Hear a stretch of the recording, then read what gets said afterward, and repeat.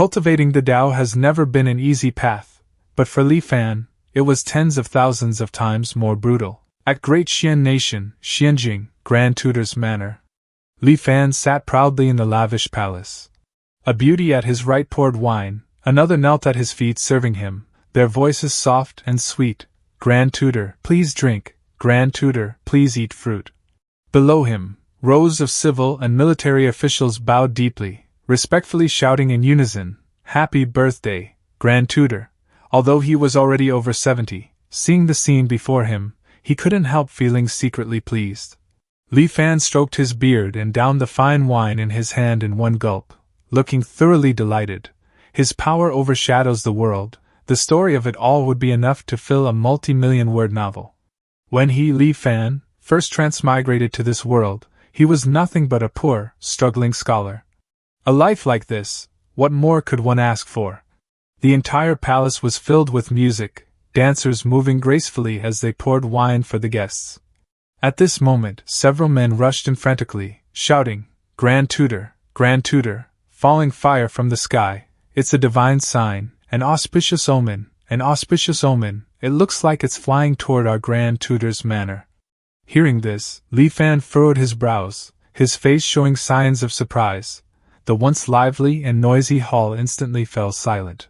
He stood up and quickly stepped out into the corridor, yet before he could reprimand the servants and express his displeasure, he was mesmerized by the sight in the sky. Far off at the horizon, two silver streaks of light, one before the other, like comets, were flying rapidly toward this place. Li Fan stood dumbfounded, murmuring, "This is..." In the blink of an eye, the two streaks of light arrived above Xianjing and suddenly stopped. At that moment, a thunderous voice exploded from the heavens beside everyone's ears. "Dao Xuanzi, don't you push me too far." The event terrified Li Fan, causing him to stagger back several steps, and a term buried deep in his memory surfaced. He couldn't help but exclaim, "Cultivation?" Meanwhile, the people around him had already fallen to their knees, some clasped their hands and prayed. "It is an auspicious omen," others kowtowed endlessly. An immortal master has appeared." Li Fan still couldn't believe his own eyes, thinking inwardly, how can this be? The two cultivators in the sky naturally paid no attention to the thoughts of the mortals below. Dao Xuanzi, a cultivator with a scholarly appearance, spoke. "Ko Hong, did you really think I'd let you go just because you fled to this land of immortal extinction? Hand over the cultivation method you obtained that day, or this won't end until one of us is dead." Ko Hong let out a cold snort, his voice full of disdain as he replied, "A joke. It's precisely because I lack a core formation method that I've been trapped at the foundation establishment stage for nearly 100 years. Now, my lifespan limit is approaching, and I'm about to turn to dust. Having finally obtained this core formation method, how could I possibly hand it over to another?" Dao Xuanzi sighed and continued, "That's right, the golden core Dao is a path one walks alone. Though there are many core formation methods in this world, there are far more cultivators trapped at the foundation establishment stage." Dao Xuanzi's tone suddenly turned vicious. "Since it's come to this, with the path to longevity right in front of me, how could I possibly let you go?" Hearing this, Ko Hong burst into wild laughter. "Ha ha ha, how laughable. We were brothers for 100 years, yet now we draw blades on each other for a mere chance at survival." Dao Xuanzi sneered without responding, and Ko Hong continued, "I know I am not your match. It seems I won't be escaping my fate today. However, there are so many mortals in this place. I wonder, can you withstand such a dense concentration of the immortal mortal miasma?" As soon as he finished speaking, he circulated his energy, and a fierce surge of spiritual power manifested into a blazing red dragon coiling around him. Dao Xuanzi was not to be outdone. He gently brushed his sword, and his spiritual power transformed into a massive blade surrounded by swirling purple energy. Dao Xuanzi pointed the sword tip toward Ko Hong and asked coldly, "Ko Hong, what do you think you're doing?" Ko Hong laughed maniacally. "If you can't handle the power of the immortal mortal miasma, perhaps I can find a chance to live." The two enormous spiritual forces collided, creating an earth-shaking explosion. Its shockwaves spread across hundreds of miles around Xianjing. The mortals below were horrified, staring wide-eyed at the battle unfolding in the heavens. Li Fan suddenly felt an overwhelming sense of danger, but before he could react, a blinding flash erupted, followed by a series of deafening booms. Rumble, rumble, rumble. The sky and earth seemed to collapse, and he immediately lost consciousness. He had no idea how much time had passed before he finally awoke. At first his mind was foggy, and only after a long while did he remember what had happened before. Li Fan coughed violently, spitting several mouthfuls of blood, trembling as he forced himself up, looking around, muttering weakly, "My wife, my children." It was still night. The once luxurious Grand Tutor's manor was now nothing but ruins. The air was thick with the stench of charred corpses. The civil and military officials from before were all dead without a complete body, and his wives and children likely could not have escaped either. The once prosperous and lively Xianjing has become a hell of blood and fire. As far as the eye can see, there is nothing but mangled bodies and collapsed buildings. After surviving such a catastrophe, likely not even 1 in 100 of the citizens remains. All of this, every bit of it, is because of the 2 cultivators who suddenly appeared. Li Fan had no strength left, sitting limply against the shattered wall, his hearing completely destroyed by the explosion, though that hardly mattered anymore. He raised his head toward the sky and burst into laughter, his voice filled with unwillingness. How can there be cultivators in this world? From the moment Li Fan became an official, he used the power in his hands to search for any possible trace of the immortal path. After I became the Imperial Tutor, standing above all others, he scoured the entire world. North to the frozen sea, south to the great ocean, east to the ruinous abyss, and west to the linked mountains, and all of Great Xian, there wasn't a single shred of evidence that immortals existed. Li Fan trembled with rage. I had already given up, I had already grown old. Were those 2 people immortals? And where did these immortals come from? Fate is toying with me. At the same time, Li Fan felt a sense of profound relief, because before dying, he finally confirmed that immortals truly existed. At that moment, Li Fan suddenly shouted, "Huanjin!" A surge of energy appeared at his fingertip. A line of glowing words emerged in the darkness. When the true is made false, the false becomes true. Then the characters dispersed and transformed into a luminous screen. In a misty space, 2 lines of text appeared one after another. Charging complete, virtualize current scenario and return to the initial anchor point. At the same time, numerous images linked together appeared, quickly filling the entire screen. Huanjin, this is the name Li Fan gave to his unique treasure. Its function is to turn truth into illusion, reality into virtuality. It transforms everything he has truly experienced into a simulated, illusory experience, allowing him to return to a set anchor point. The exact moment he first transmigrated to this world. In fact, this is already Li Fan's second life since transmigrating to the Great Xian nation. In his first life, although he harbored great ambitions, he ultimately remained an ordinary man. He wanted to become the Zhuan Yuan, yet he repeatedly failed the imperial examinations. Only after turning 30 did he finally give up the dream of becoming an official and turn to running a small business instead. He became a common wealthy patriarch in the eyes of others, then married, had children, and lived out an ordinary, uneventful life. It wasn't until he was old and lying on his deathbed, with his life hanging by a thread, that Li Fan finally awakened his unique treasure, Huanjin. That is precisely what led to his unstoppable rise in this second life, because once the Huanjin system fully charges, it allows him to restart this life and return to the breakpoint to begin anew. However, he cannot restart just yet. There are still important things he must accomplish in this current life. Turning off the luminous screen and returning to reality, Li Fan steadied his mind and began handling the aftermath of Xianjing's destruction by the cultivators. He ordered the soldiers, "Relay my command. Order the garrison camp stationed outside the city to rush to Xianjing and maintain order in the disaster's aftermath." Most of Xuanjing's buildings were destroyed. After Li Fan's trusted garrison camp takes control of Xianjing, not only can they expedite the post-disaster reconstruction, but more importantly, Li Fan can stay in the barracks to oversee the cleanup efforts and secretly send people to investigate the whereabouts of the 2 cultivators. 1 month later, the ruined city of Xianjing had only just begun to recover a semblance of life. Several months later, the ruined city of Xianjing had only just begun to recover a semblance of life. The secret agents returned to reporting to the Grand Tutor, there is still no news of those two cultivators. Li Fan thought in disappointment. I shouldn't have gotten my hopes up about this. In that case, I have nothing left to cling to in this life. Standing in the newly rebuilt Grand Tutor's manor, Li Fan opened Huanjin again, virtualized current scenario and returned to the initial breakpoint. Li Fan did not hesitate. Yes. As the space was engulfed in light, Li Fan's aged body transformed, gradually becoming young again, turning into a youth of about 20. Fragmented memories flashed around him, finally stopping at the image of the two cultivators. Li Fan swore, Dao Xuanzi, Kohong, in 50 years I will still be waiting for you in Xianjing. Huanjin, restart a new life, return to the first year of the breakpoint. The system responded.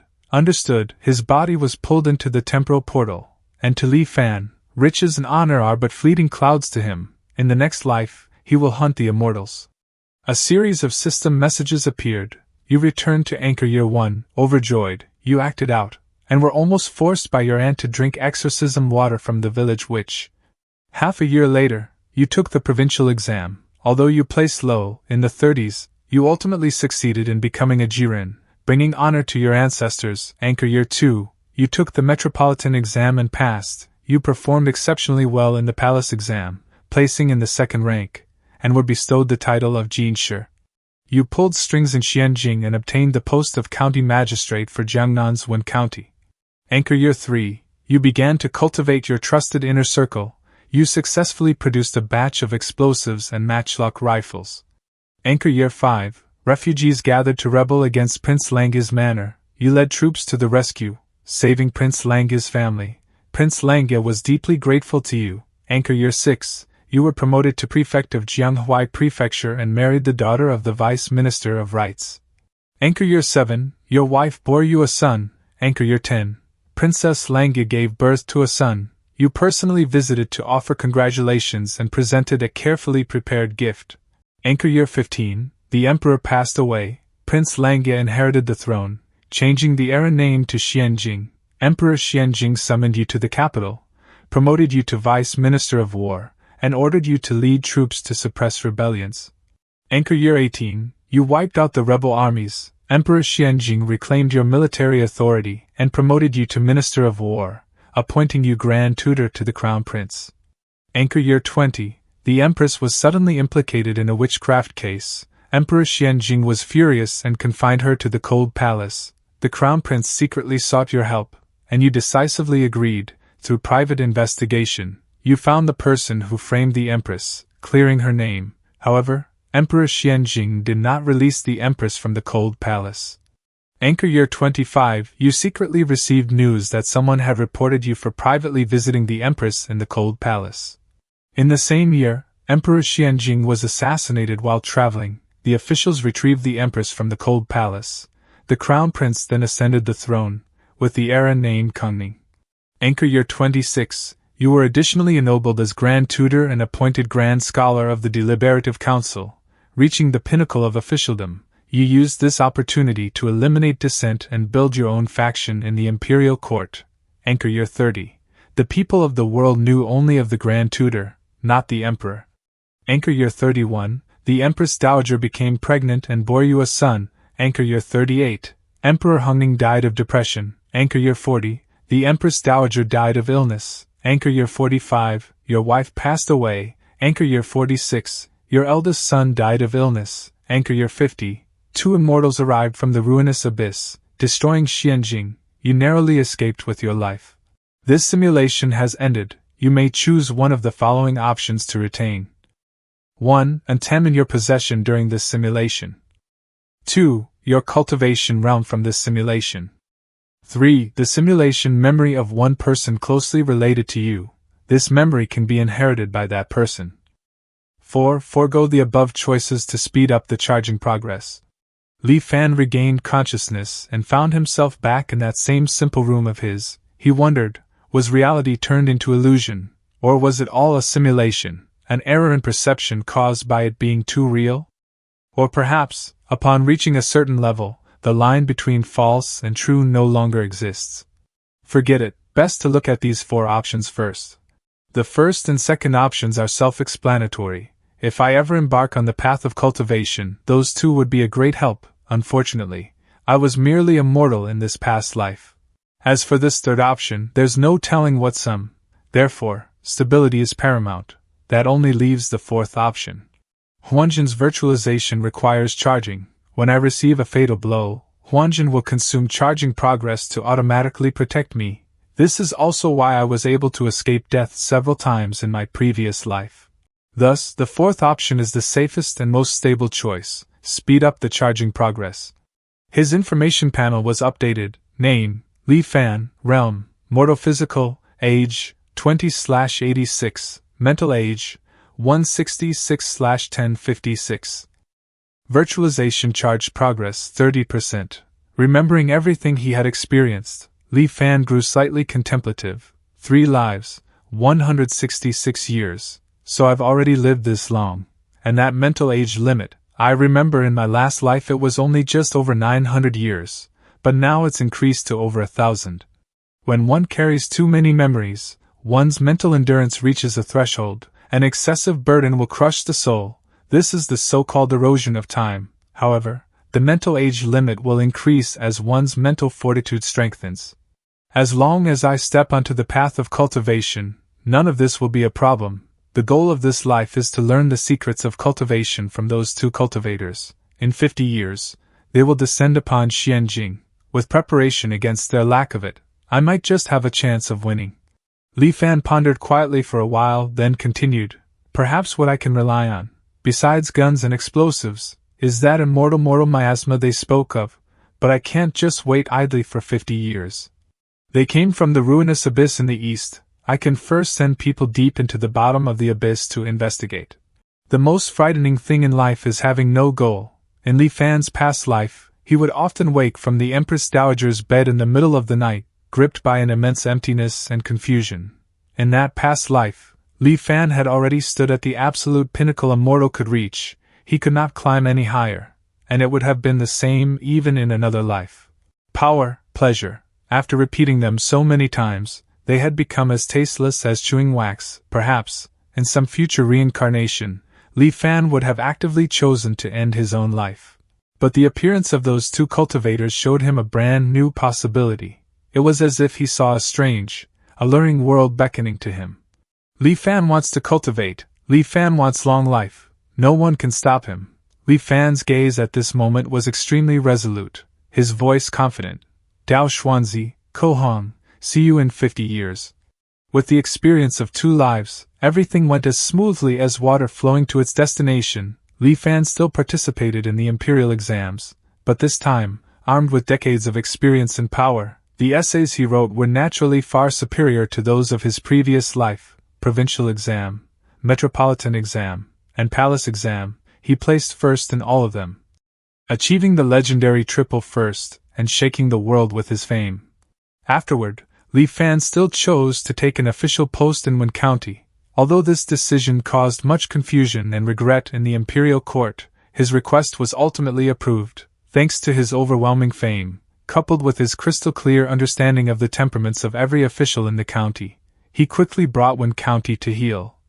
He then began to promote and cultivate the trusted subordinates he remembered from his past life. Anchor Year 4, Li Fan searched in secret and found someone who could act as Prince Langya's body double, cultivating him as a trusted subordinate. Anchor Year 5, Li Fan ordered his subordinate to pose as a refugee and attack Prince Langya's manor. Li Fan feigned a rescue, but in reality coordinated from the inside to slaughter Prince Langya's entire family. At the same time, he had the double take his place. From then on, Li Fan secretly controlled Prince Langya's manor. Anchor Year 9, the wedding of Prince Langya and the Chief Grand Scholar's granddaughter proceeded exactly as scheduled. That very night, Li Fan stormed the bridal chamber and had conjugal relations with Princess Langya. Anchor Year 10, Princess Langya gave birth to a son. Of course, the child was Li Fan's seed. Anchor Year 15, the Emperor was finally gravely ill. After receiving the Edict of Succession, Li Fan rushed to the capital with his trusted subordinates. After Prince Langya ascended the throne, Li Fan aggressively placed his subordinates throughout the imperial court. With the chief grand scholar's covert cooperation, he easily seized complete control of the situation.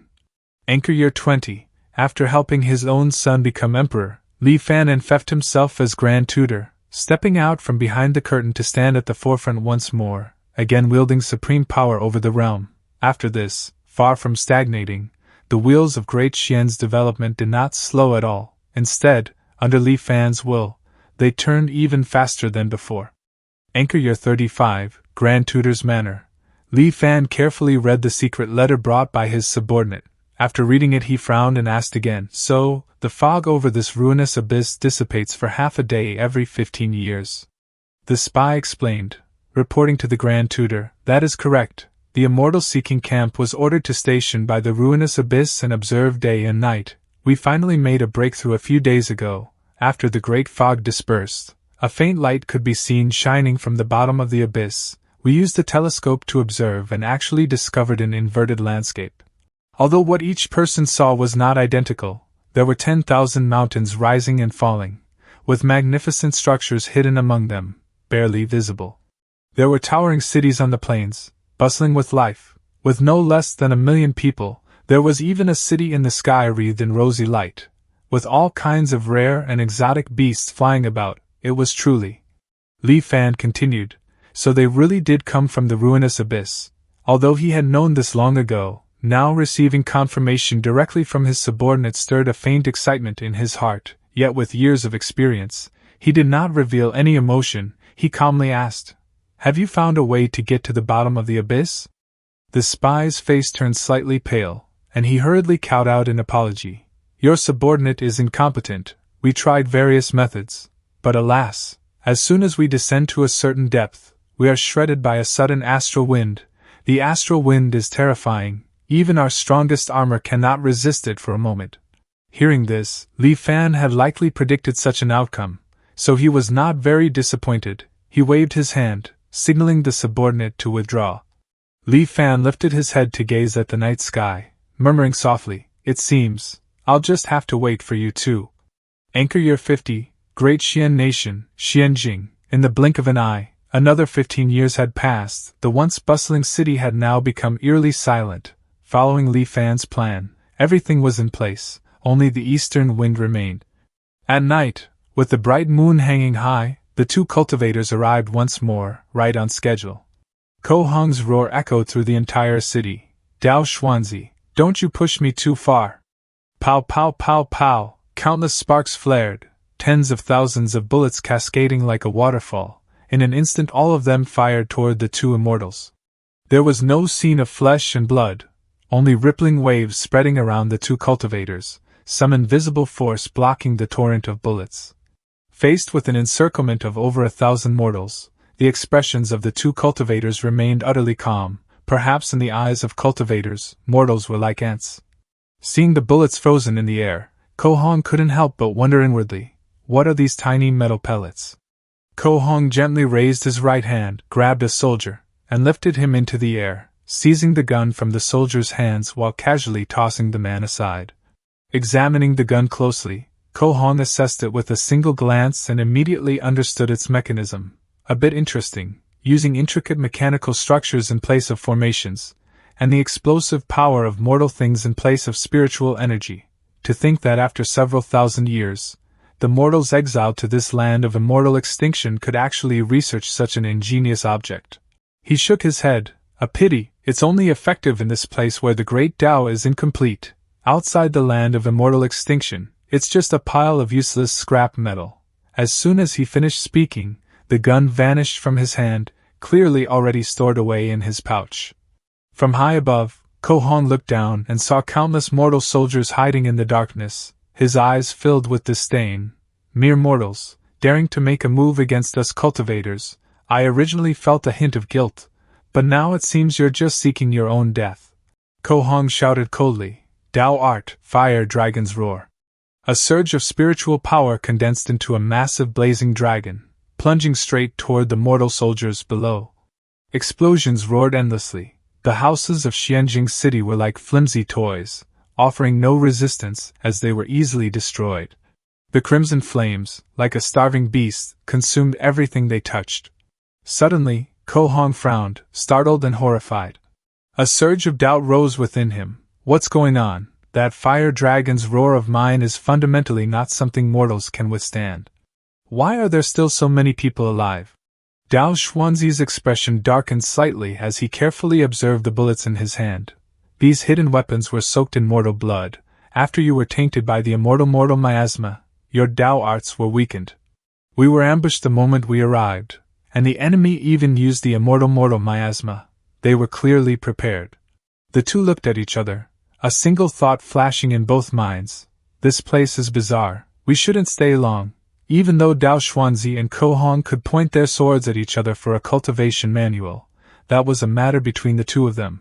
But now, with these unexpected variables and before thousands of mortals, two people who had cooperated for hundreds of years instinctively chose to flee first as a gesture of courtesy. Just as they were about to escape, a voice rang out from below. Dao Xuanzi, Ko Hong, if you two flee today, tomorrow, the news that you obtained a core formation method will spread throughout the entire cultivation world. The voice was somewhat aged, yet utterly composed and merciless. The figures of Dao Xuanzi and Ko Hong stiffened, their expressions filled with disbelief. How is that possible? Only the two of us know about obtaining the core formation method. How could the news have leaked? Who is it? For a moment, both plunged into deep fear. And at the same time, while the two were mentally shaken, dozens of artillery shells, trailing long blazing tails, streaked toward them. Ko Hong snapped back to his senses and shouted angrily, "You're courting death." But at that moment, Dao Xuanzi's panicked voice rang out, "Not good, Ko Hong, dodge, quick!" Huh! Ko Hong was stunned, and as his divine sense swept over the incoming shells, his face turned horrified. He tried to dodge, but it was already too late. There was no deafening explosion, only clusters of thick crimson liquid bursting outward, forming a rain of dark red that fell upon the two of them. Ah! Blood-curdling screams echoed across the horizon. At that moment, the terrifying aura that once made mortals tremble rapidly faded from the two cultivators. They resisted for a short while, but soon could no longer endure, falling from the sky into the encirclement of specially trained mortal soldiers. Ko Hong lay motionless on the ground, close to death. Dao Xuanzi seemed to fare slightly better, but was also hanging by a thread. Just then, a soldier shouted from afar, "Immortal Masters, our Grand Tutor has given an order. If you two surrender, your lives can be spared." Surrender. The grievously wounded Dao Xuanzi glanced at his lifelong friend, whose eyes burned with unwillingness but could no longer speak. A cold laugh escaped him. Seeing his expression, Ko Hong understood what he was planning to do.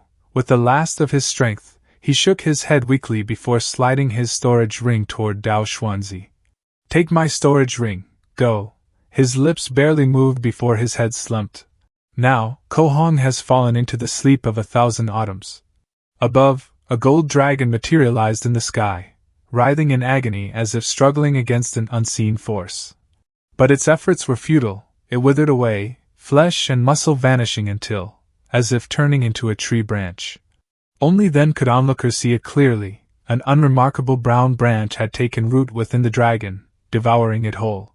The spectacle, resplendent as fireworks, illuminated the sky for thousands of kilometers. Every living being who witnessed it, human or otherwise, received the same message in their minds and instinctively understood it.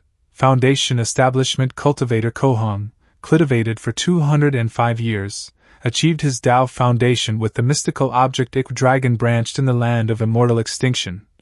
He was besieged by several thousand mortals and was carelessly injured by the immortal miasma. His cultivation was instantly lost, and his live fan neared its end. Now, his body perishes and his Dao disperses, returning to heaven. A shared sorrow, an inexplicable grief, an overwhelming sympathy. All beings beneath this phenomenon in Xianjing City were drowned in such emotions, unable to pull themselves away. The dazzling vision persisted for nearly an hour before finally fading. Regaining their senses, the soldiers turned their gazes to the remaining aged cultivator, Immortal Master Dao Xuanzi. "Our Grand Tutor has no intention of fighting you to the death. If you give up resisting, our Grand Tutor guarantees your life. A tiger on flat ground gets bullied by stray dogs." Dao Xuanzi's face darkened to the color of storm clouds. His teeth ground together with an audible creak as a chaotic storm of emotions surged inside him: grief, bitter humiliation, and a crushing sense of powerlessness. Hidden in the shadows, watching the scene unfold before him, a trace of doubt arose in Li Fan's heart. When Ko Hong died just now, I seemed to hear a strange voice from the sky. Li Fan sighed inwardly.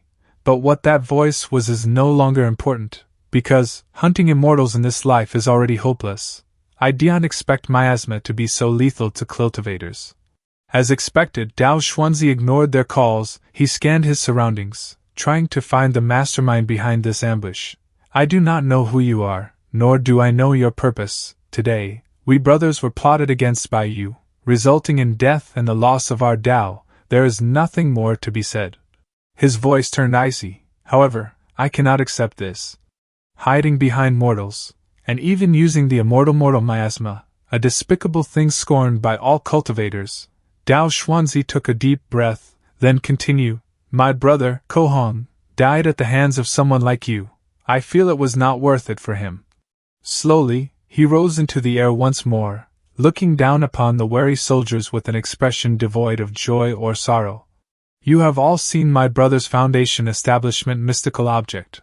Now, I invite you all to take a look at mine. With the wonders of heaven and earth, I build my Dao Foundation. Dao Xuanzi said solemnly. My Dao Foundation is named Dao Xian.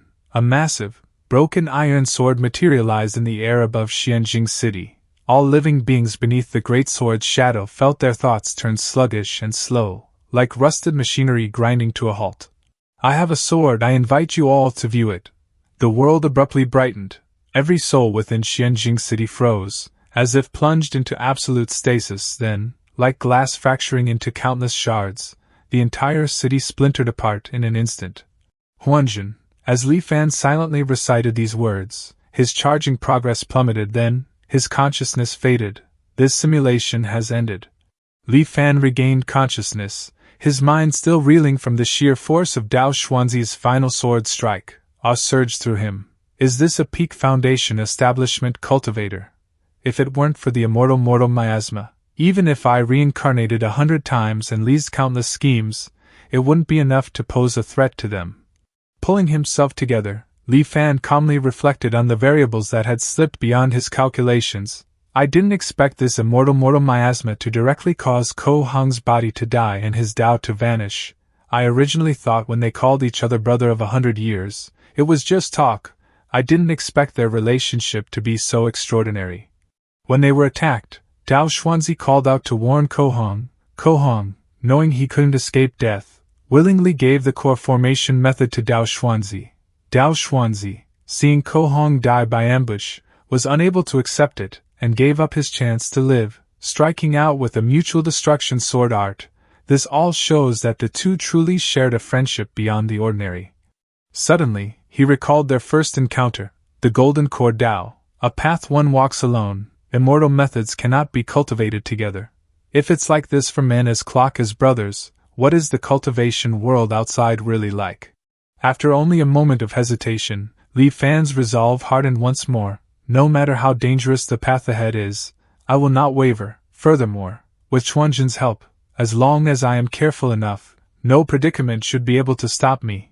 His mind raced, swiftly formulating several new strategies to deal with them. Last time, I chose to attack both of them at the same time. Perhaps this time, I can choose to win one of them over.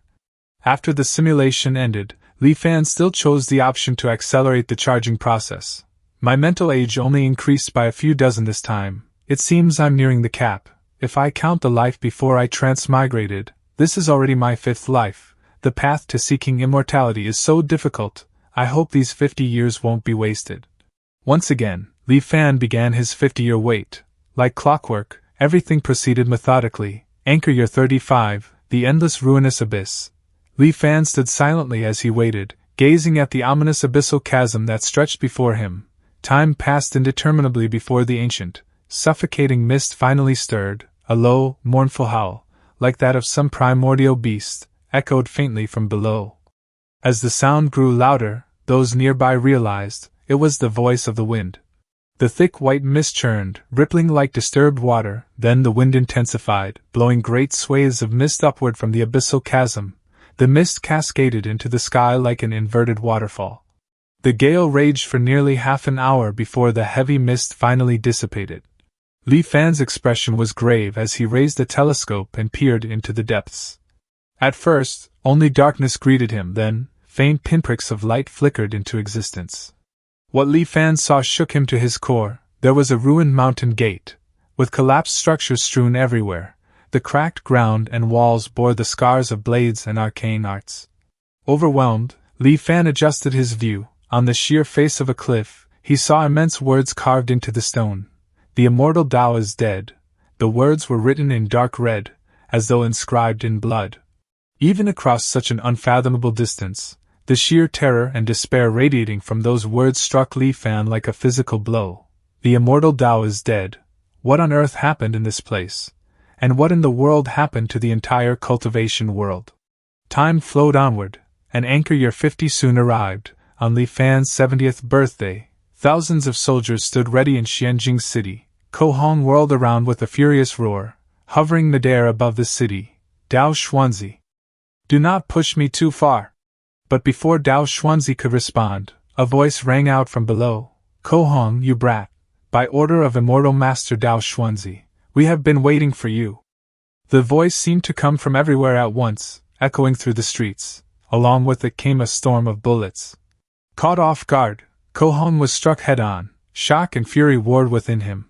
How is that possible? Could Dao Xuanzi have known I would flee here? Then, to his horror, Ko Hong realized that his spiritual chi was draining rapidly as he defended against the attacks. A sweep with his divine sense revealed the truth. Immortal miasma? Dao Xuanzi, you are truly despicable. Dao Xuanzi, meanwhile, was utterly bewildered. What's going on with these mortals? Why are they attacking Ko Hong under my banner? And they can even use the immortal miasma? He hastily explained, "This place is rather strange, Ko Hong. These mortals are not under my command." Dao Xuanzi felt as though he had stepped into a carefully laid trap. The sinister aura of this place filled him with foreboding. At this time, an aged voice suddenly echoed from all directions. "How can Immortal Master Dao Xuanzi turn his back on us like this? Didn't we agree that as long as we helped you kill this Ko Hong here, and seize his core formation method, you would lead my clan out of this immortal forgiven land?" The voice carried both grievance and resentment. Ko Hong's hair bristled with fury. "Still say it's not you. Besides you and me, who else in this world would know about the core formation method?" Dao Xuanzi's heart sank like a stone. He swept his divine sense across Xianjing City, thinking to himself, this person actually knows about the core formation method. Meanwhile, the voice below continued relentlessly. "You should know, we incurred the wrath of the masses for the sake of the immortal miasma you spoke of. Now, public resentment is boiling over. If the immortal master cannot keep his promise and lead us out, I fear it won't be long before my clan dies without a burial place." Falsely accused, Dao Xuanzi's patience snapped. He lunged toward the source of the voice. "I've found you. Shameless villain, shut your mouth." Dao Xuanzi was extremely surprised. He found that it was emitted from a strange rectangular object. The voice continued to mock him. "Does the immortal master intend to silence us by death right now?" Dao Xuanzi clenched his teeth in frustration. What Dharma artifact is this? This person is surprisingly cautious. With a snarl, Dao Xuanzi crushed the device in his grip. To Ko Hong, it looked like Dao Xuanzi, exposed and humiliated, had flown into a rage and sought to silence the man he'd employed. Throwing his head back, Ko Hong let out a roar. "Dao Xuans! We have known each other for 100 years, yet I never thought I had misjudged you so. You want the core formation method, don't you? Why resort to so many underhanded tricks? I won't run anymore. If you have the skill, come and take it." Dao Technique, Flame Dragon's Wrath. A raging fire dragon coiled around Ko Hong, its deafening roar shaking the heavens. The beast locked its blazing eyes on Dao Xuanzi and spewed a torrent of crimson flames straight toward him. With a resigned sigh, Dao Xuanzi uttered a soft incantation. A flying sword materialized behind him in a flash of purple light, streaking forth to meet the flames. Crimson flames clashed against purple sword lights. detonating in violent explosions. Below, Xianjing City was engulfed in a sea of flames, caught in the crossfire. Just then, the aged voice spoke again. This Dao Xuanzi is fickle and indictive. If he wins, there will be no escape for us. My sons, heed my command. Assist Immortal Master Ko Hong in dealing with Dao Xuanzi. Ko Hong's face lit up with triumph. He's crowed. As the saying goes, he who commits many injustices is doomed to self-destruction. Dao Xuanzi, I never thought that you, who have always prided yourself on being noble, would also break faith and suffer a backlash. Dao Xuanzi, already seething at the hidden schemer's tactics, nearly vomited blood at Ko Hong's taunts. He roared, unable to contain his fury. You fool! Ko Hong shot back, undaunted. Oh really, you fancy yourselves clever, so why are you now deserted by everyone? This is what they call being a victim of one's own cleverness. I have recently mastered a new Dao technique, just in time to send you on your way. Dao technique, imprisoning dragon. Flame-wrought shackles materialized around Dao Xuanzi, weaving into a vast array that encased him in a blazing cage. Break for me. Dao Xuanzi gritted his teeth against the crushing pressure. Drawing a deep breath, the phantom of a rusted iron sword flickered into existence behind him. The sword light launched from his strike was mysteriously augmented. When it struck the flaming cage, the roaring flames froze instantly, then rapidly dimmed. Dao Xuanzi pressed the hand seal with one hand while controlling his sword with the other, shouting loudly, Dao Xian. Immediately after, above him, a massive rusty sword slowly materialized and shot straight toward Ko Hong. The massive sword phantom now hurtled toward him, yet Ko Hong neither dodged nor flinched, his eyes devoid of fear. Let me see whether your Dao Xian is more formidable, or if my Qiu dragon staff is superior. Dao technique, dragon transformation. Heedless of all else, this Qiu dragon branch shot toward Dao Xuanzi like a razor-sharp blade, its passage accompanied by the faint roar of a dragon. At this moment, the aged voice that had been echoing throughout Xianjing City spoke once more. Immortal Master Ko Hong, we shall lend you a hand. Before the voice had fully faded, long trails of fire streaked through the air with piercing shrieks, slamming into Dao Xuanzi from all directions. A storm of blood erupted around him. Caught off guard, Dao Xuanzi let out a pained cry as his aura abruptly weakened. The sword phantom dimmed as well. The Qiolong branch seized the opportunity. Surging against the tide, it shattered the frozen space and embedded itself into Dao Xuanzi's body. Dao Xuanzi let out a bitter laugh, trying to speak but unable to utter another word. In moments, the Qiolong branch consumed him, reducing him to a pile of bones. The strange sound in the sky appeared once again. Dao Xuanzi, a Foundation establishment cultivator, cultivated for 201 years and established his Dao Foundation with the wondrous item trusted sword Dao Xian.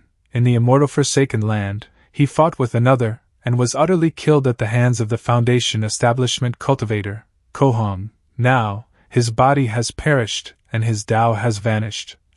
Returned to the heavens. It's that voice again. It also appeared when Ko Hong died before. Dao Xuanzi, Ko Hong looked up at the resplendent sight. He seemed stunned and began muttering to himself in a daze. An elderly man appeared, his hair and beard snow-white, shuffling unsteadily toward Ko Hong with a cane for support.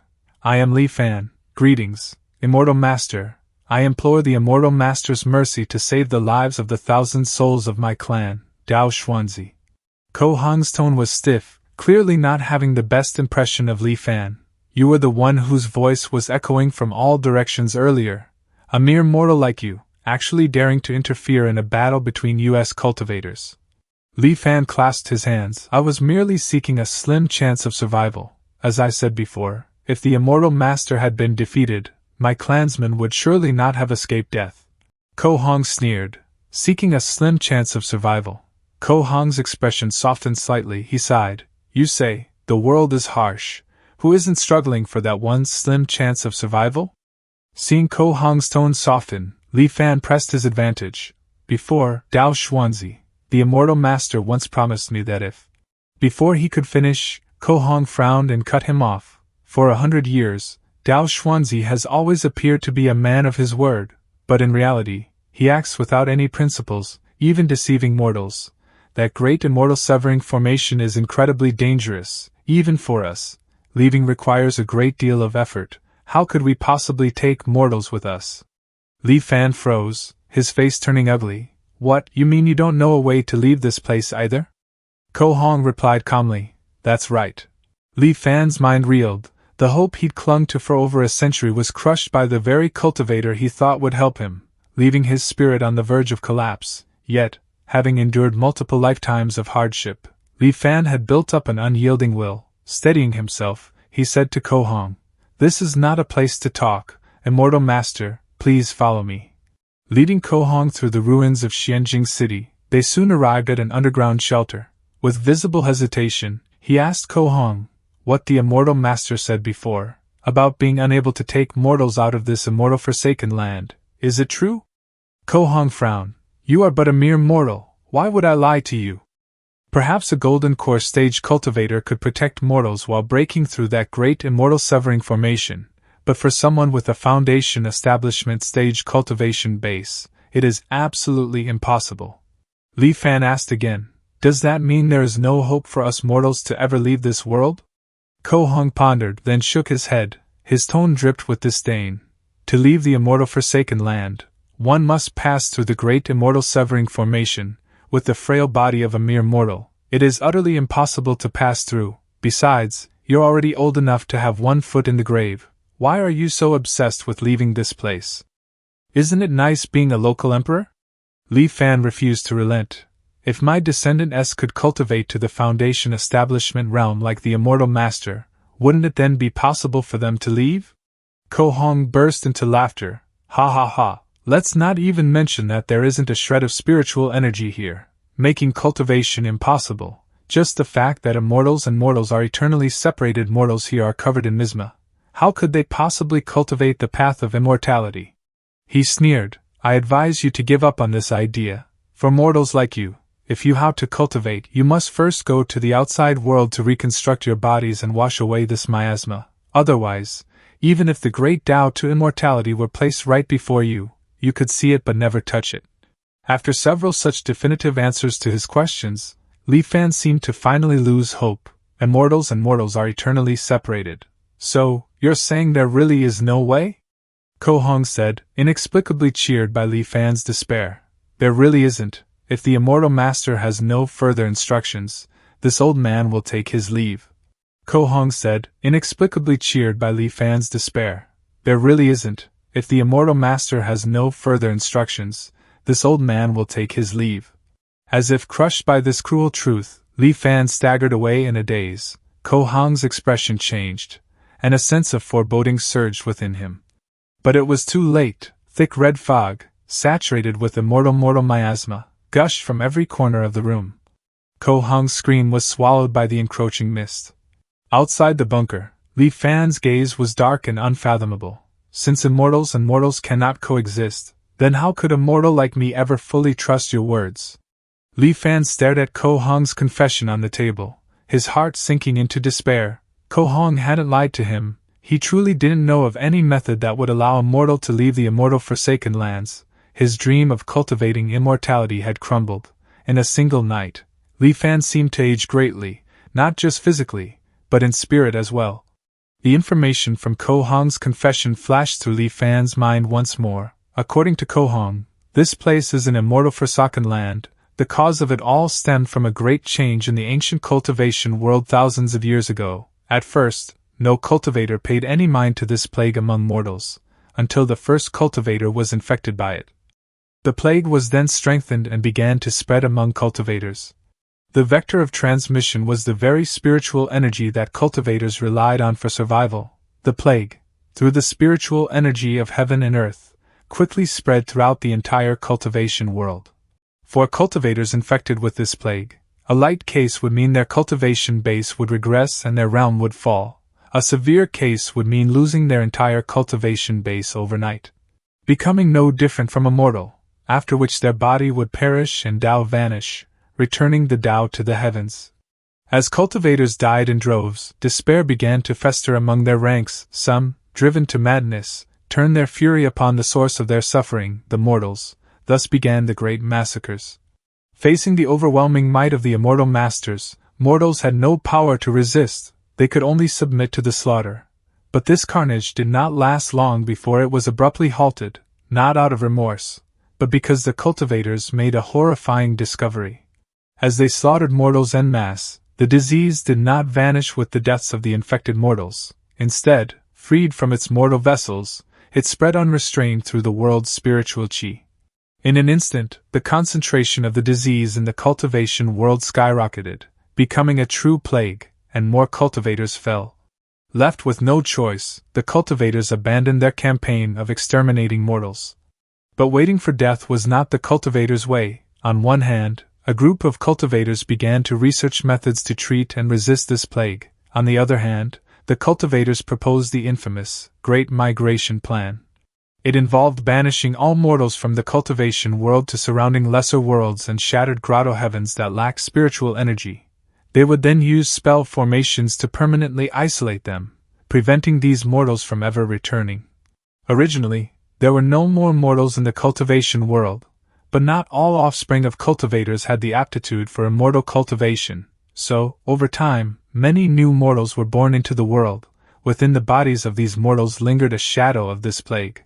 Though the world had been purged of mortals, not every child born of cultivators possessed the aptitude for cultivation. Over time, mortals reappeared in vast numbers, each carrying the dormant plague within them. Gradually, the plague became synonymous with the divide between immortals and mortals, earning the name Immortal Mortal Miasma. The devastation wrought by Immortal Mortal Miasma left deep scars on the collective psyche of all cultivators. To prevent its resurgence, they established an unspoken rule: as far as possible, avoid the lands where mortals had been exiled to. Over time, these places became known as the Immortal Forsaken Lands. No one knew how many such lands existed, and few cultivators dared to venture into them. That Li Fan had encountered two was already a stroke of great luck. Now, either of these cultivators knew of a way for mortals to leave. How could Li Fan possibly hope for another, more powerful cultivator to stumble upon this place? Moreover, as a mortal, his lifespan was finite. Even with his ability to simulate lifetimes, he could only relive his years within that limited lifespan. He was already 70 years old. His biological age limit was 86. In the remaining 16 years, his chances of encountering another cultivator were virtually zero. How could he not despair?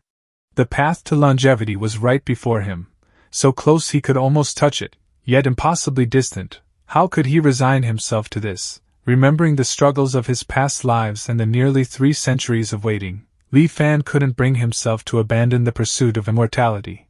Was there truly no way? Then, like lightning splitting the fog, a realization struck him. There were details he had overlooked before. Then, like lightning splitting the fog, a realization struck him. There were details he had overlooked before. In the silent prison cell, Li Fan's aged voice echoed. How did mortals travel to the immortal Forsaken Lands during the Great Migration?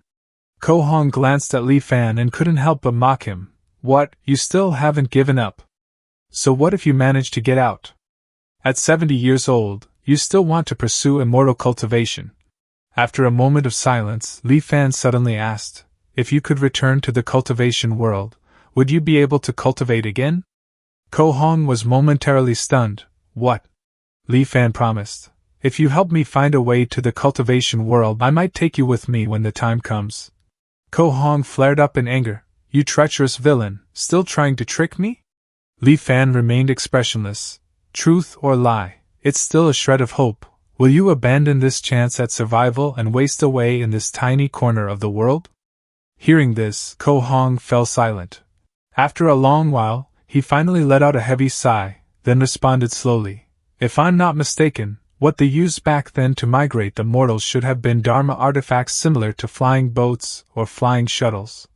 In ancient times, the cultivation world was teeming with people, sects were numerous and prominent, and it was incredibly prosperous. Such transportation-type Dharma artifacts were very popular. It's a pity that a great cataclysm befell heaven and earth later on. Every cultivator feared for their own safety and began to act alone. Flying boats and shuttles were rarely seen after that. Li Fan asked, a great cataclysm in heaven and earth? Are you referring to that bizarre great plague? Ko Hong shook his head, his expression grave. Although the immortal mortal miasma is bizarre, it couldn't shake the foundation of cultivators. The reason the immortal mortal miasma was able to run rampant was that most of the cultivators in the world had perished in a great calamity. Li Fan suddenly recalled the ruined sect he had glimpsed deep within the abyssal chasm, and his mind stirred. A great calamity of heaven and earth? Could it be that immortal techniques cannot be cultivated by more than one person? Ko Hong sighed heavily. Correct. Immortal techniques cannot be cultivated by more than one person. Ko Hong spoke with unconcealed yearning. In ancient times, no such restriction existed. Countless great sects thrived, openly accepting disciples and passing down their teachings. Cultivators had masters to guide them, fellow disciples practicing the same technique to spar with, and peers to consult when facing difficulties. The cultivation world was brimming with vitality, a magnificent sight to behold. But then, the Great Reformation struck. One day, cultivators suddenly realized their cultivation efficiency had drastically declined. While cultivating, they could sense how many cultivators across the world were practicing the same technique, and to their horror, they discovered that the more people cultivating the same technique, the slower everyone's progress became. At first, restraint prevailed, and everyone attempted to search for solutions, but as decades passed, countless cultivators found their progress frozen, their lifespans running out. Eventually, the killing intent they had been suppressing could no longer be contained. Speaking up to this point, Ko Hong's voice grew solemn, and a trace of fear appeared in his eyes. Masters and apprentices, martial brothers and sisters of the past, all turned into mortal enemies in an instant. A calamity that swept across the entire cultivation world began. Anyone who practices the same method as me is obstructing my path to the Tao, and it's a fight to the death. Every sect became a slaughterhouse overnight. Even rogue cultivators hiding in remote mountains or secret realms weren't spared, because those who practiced the same techniques could sense each other's locations. The endless, relentless killing raged on for who knows how long before finally subsiding. By then, the once prosperous cultivation world had withered into desolation. All sects had vanished, leaving behind only solitary cultivators, each walking their path alone. Ko Hong recounted the ancient upheaval of the cultivation world with measured words. Li Fan listened, his emotions surging, but an even greater question arose within him. Since immortal techniques cannot be cultivated by more than one person, how do cultivators practice now? What is the cultivation world like today? Ko Hong explained patiently. In today's cultivation world, if you want to cultivate, you have no more than a few choices. One is to join the Myriad Immortals Alliance. The Myriad Immortals Alliance is a loose coalition formed by numerous cultivators. You can exchange for cultivation methods and resources within the alliance using contribution points. You can earn contribution points in the alliance by accepting and completing missions, or by trading with others. The second is the Five Elders Council.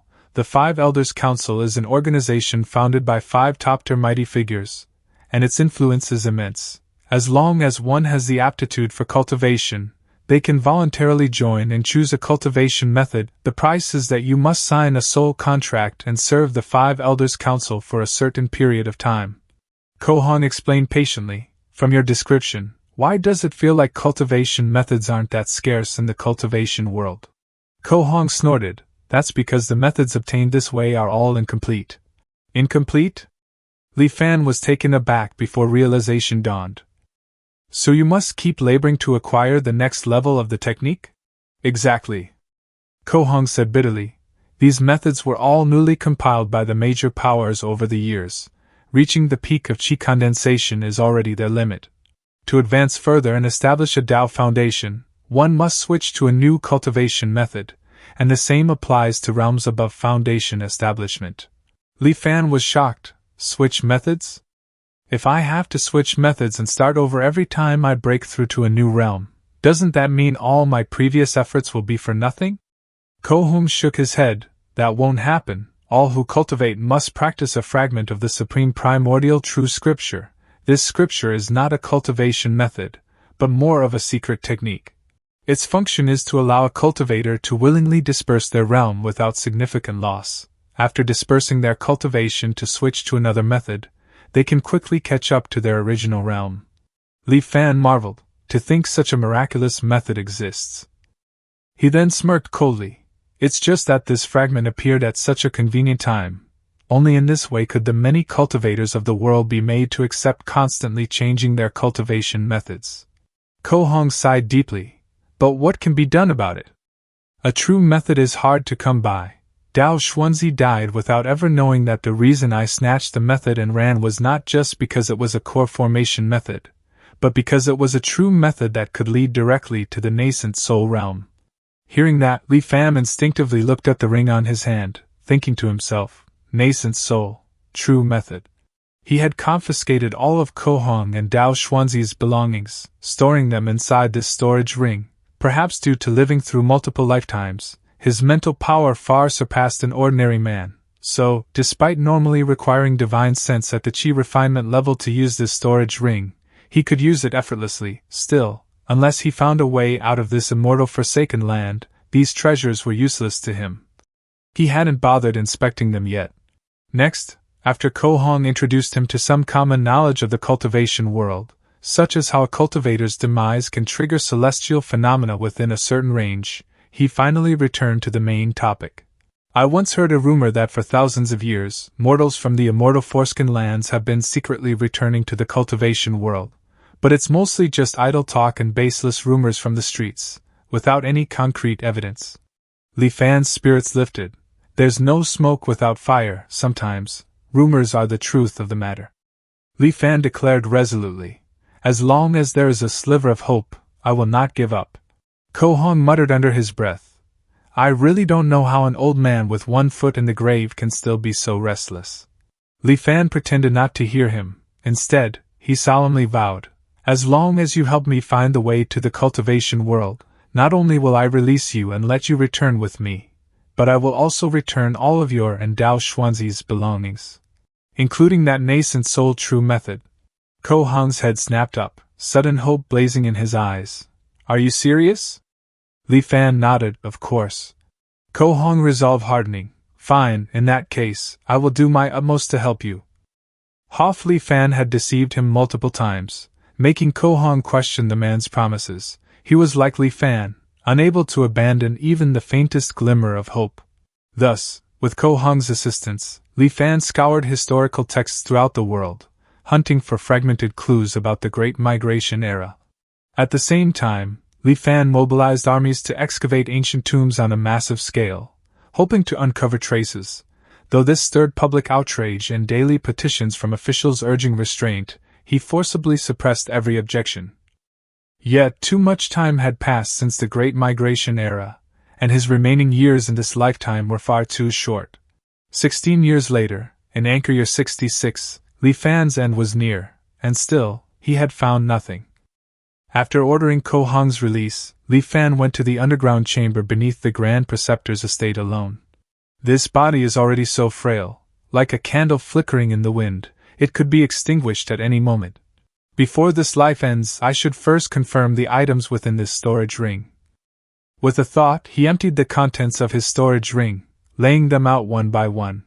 His gaze immediately locked onto a bamboo scrolls that pulsed faintly with golden light.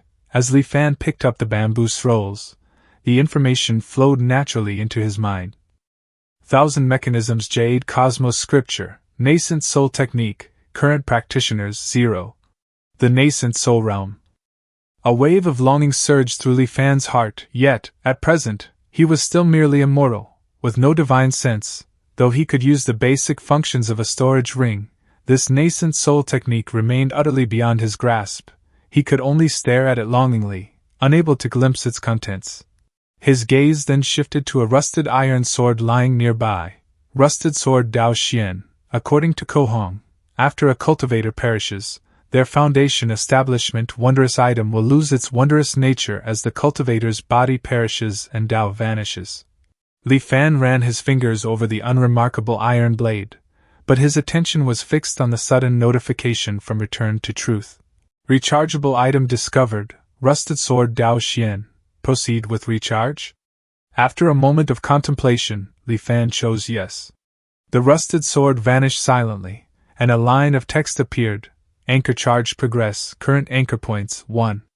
Li Fan's heart stirred. According to the feedback from Truth returning, when the anchor charge progress reaches 100%, a second anchor point will be unlocked, In the future, everything will be virtualized. When choosing to return, I can choose to restart from any of the anchor points. If a second anchor point can really be unlocked, it will be so much more convenient. Although wondrous items are rare, the cultivation world is boundlessly vast. There must be an endless stream of them, as long as I can leave this immortal forsaken land and escape these shackles. After carefully storing all the items back into the storage ring, including the nascent soul technique, taking a deep breath, Li Fan closed his eyes, as if engraving this moment of frailty deep into his heart. Then, without hesitation, he activated Return to Truth and ended this lifetime. In the darkness, scenes flashed rapidly before his eyes, then, familiar words appeared in his vision. This simulation has ended. This simulation has ended. 1. Retain an item you possessed in this simulation. 2. Retain your cultivation level in this simulation. 3. Retain the simulated memories of one closely associated individual. These memories can be inherited by that person. 4. Forfeit the above choices to accelerate charging process. This time, Li Fan chose the first option, retain one item. He had attempted to trick the system by storing all his items in the storage ring at the end of his previous life. Unfortunately, it didn't work. The storage ring, the nascent soul technique, spirit stones, and artifacts all surfaced one by one. Naturally, Li Fan selected that nascent soul technique. Looking at the bolded words on the notice board, Li Fan felt a bit disappointed. Bound? Does this mean this cultivation method will permanently exist within Truth Returning? But that was still within his expectations. This opens up many more possibilities for planning. The Great Migration ended thousands of years ago, and its traces have long been buried. Excavating ancient tombs on a large scale would cause far too much upheaval. Even with the immense control I wielded over the imperial court in my last life, it still provokes significant opposition. It would not be sustainable for a newly established court to attempt such a thing immediately. However, if I begin laying the groundwork now, spending 20 years preparing, perhaps I can still reshape the world's mindset. Time flowed onward, and Li Fan's sixth lifetime began. Everything followed its predetermined course, yet under Li Fan's subtle machinations, countless minute changes rippled through the world. In Anchor Year 3, whispers of immortals descending began spreading across Great Xian. By Anchor Year 5, the School of Historical Inquiry emerged in spectacular fashion, bearing several ancient texts. Its scholars journeyed to the capital for an audience with the emperor. The unparalleled sophistication of these long-lost works sent shockwaves through the empire. The ancient texts were titled Change, Way and Virtue, Southern Flower, the Analects, the Great Learning. These are all famous classical Chinese texts. In Anchor Year 6, the emperor suddenly fell gravely ill and was confined to his bed. None of the imperial physicians could devise a cure. At this critical moment, the School of Historical Inquiry presented a pill to the throne, claiming it had been discovered in an ancient tomb. They said it was likely left behind by an immortal and held the power to revive the dead and regenerate flesh. They suggested that taking it might save him. At first, the emperor ignored them, but as his condition worsened day by day and he teetered on the brink of death, he swallowed the pill in desperation, treating it as a last resort. To everyone's astonishment, the pill proved miraculous. Within days, the emperor recovered fully. Anchor Year 11, Jianghui Prefecture uncovered a major tomb robbing case, arresting a team of over 100 tomb robbers. The prefect of Jianghui Prefecture, Li Fan, did not dare to act on his own authority. He wrote a memorial, sent it to Xianjing City via the 800 Li Express, and requested His Majesty's judgment. A full month passed before the emperor's decree finally arrived. They were not sentenced to death, only to be enslaved and sent to the capital. By Anchor Year 15, the emperor fell gravely ill. Desperate to prolong his life with similar pills, he dispatched over 100,000 soldiers to excavate ancient tombs across the land, searching for traces of immortal elixirs. By the year's end, the emperor passed away with regret, naming the Prince of Langia as his successor on his deathbed. With that, Li Fan once again seized covert control of the empire. Under his influence, the fervor for tomb raiding and historical exploration surged across the land. Anchor Year 23, following the excavation of an ancient tomb, a lost piece of history was gradually pieced together. The dynasty that could be traced was named Qi. Immediately, he ordered his subordinates to focus on excavating tombs from the Qi dynasty. He further issued a proclamation: anyone who discovered a tomb from the Qi dynasty would be granted a marquisate. By anchor year 25, the tomb of Yi Xing, the first emperor of the Qi dynasty, was finally found. Upon hearing the news, Li Fan personally led his trusted men to the site and sealed off the surrounding area. Once all obstacles were cleared, Li Fan entered the tomb's interior, surrounded by his retinue. The main passage stretched for hundreds of meters, and its walls were adorned with vivid murals, still strikingly clear despite thousands of years of age. At the end of the series of murals lay the main burial chamber. The chamber soared 40 to 50 meters high, stretching thousands of meters in length and width. Its ceiling mimicked a starry sky, inlaid with countless luminous pearls. The interior was modeled after the layout of a mountain sect, with peaks rising one after another, submerged in a sea of clouds. It was unknown how this sea of clouds was created. Somehow, the clouds remained fixed within the chamber without drifting away, and even after thousands of years, they had not dissipated. Invisible pathways connected the peaks, and as the group made their way through, they marveled in astonishment. Li Fan thought to himself, "These are truly the methods of an immortal." At the summit of the highest peak stood a simple thatched hut, its once fertile fields now overgrown and abandoned. Only as they approached did they realize that the thatch of the hut was woven from countless fine golden threads. Clearly, this humble dwelling was where Yi Xing's coffin lay. At Li Fan's signal, the group opened the hut's door. To everyone's surprise, there was no trace of Yi Xing's remains inside. Only a wooden memorial tablet stood quietly within. Inscribed on the tablet were several golden words: Tomb of Yi Xing, an outer disciple of the Taiyan sect. No other objects remained. Li Fan thought to himself, it seems that although this person joined a sect called the Taiyan sect, he remained just an outer disciple and never set foot on the path to immortality. He was ultimately exiled to this place by the cultivators. Even in death, he could not forget his sect, identifying not as an emperor, but always as an outer disciple of the Taiyan sect. However, according to Ko Hong, all the sects in the world should have perished during the Great Calamity before the Great Migration era. It seems now that there must be a hidden story behind this.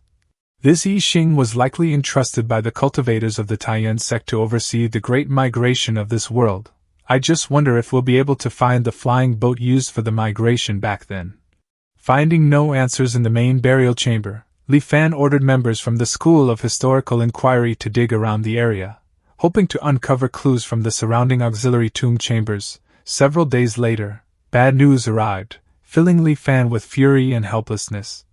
It turned out that among the burial records of one auxiliary tomb chamber, there was mention of a flying boat. Unfortunately, that very tomb chamber had been looted long ago. Judging by the damage, the theft had occurred over 1,000 years prior.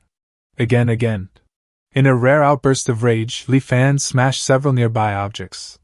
Every time I glimpse hope, it slips away like flowers in a mirror, or the moon reflected on water, utterly unattainable.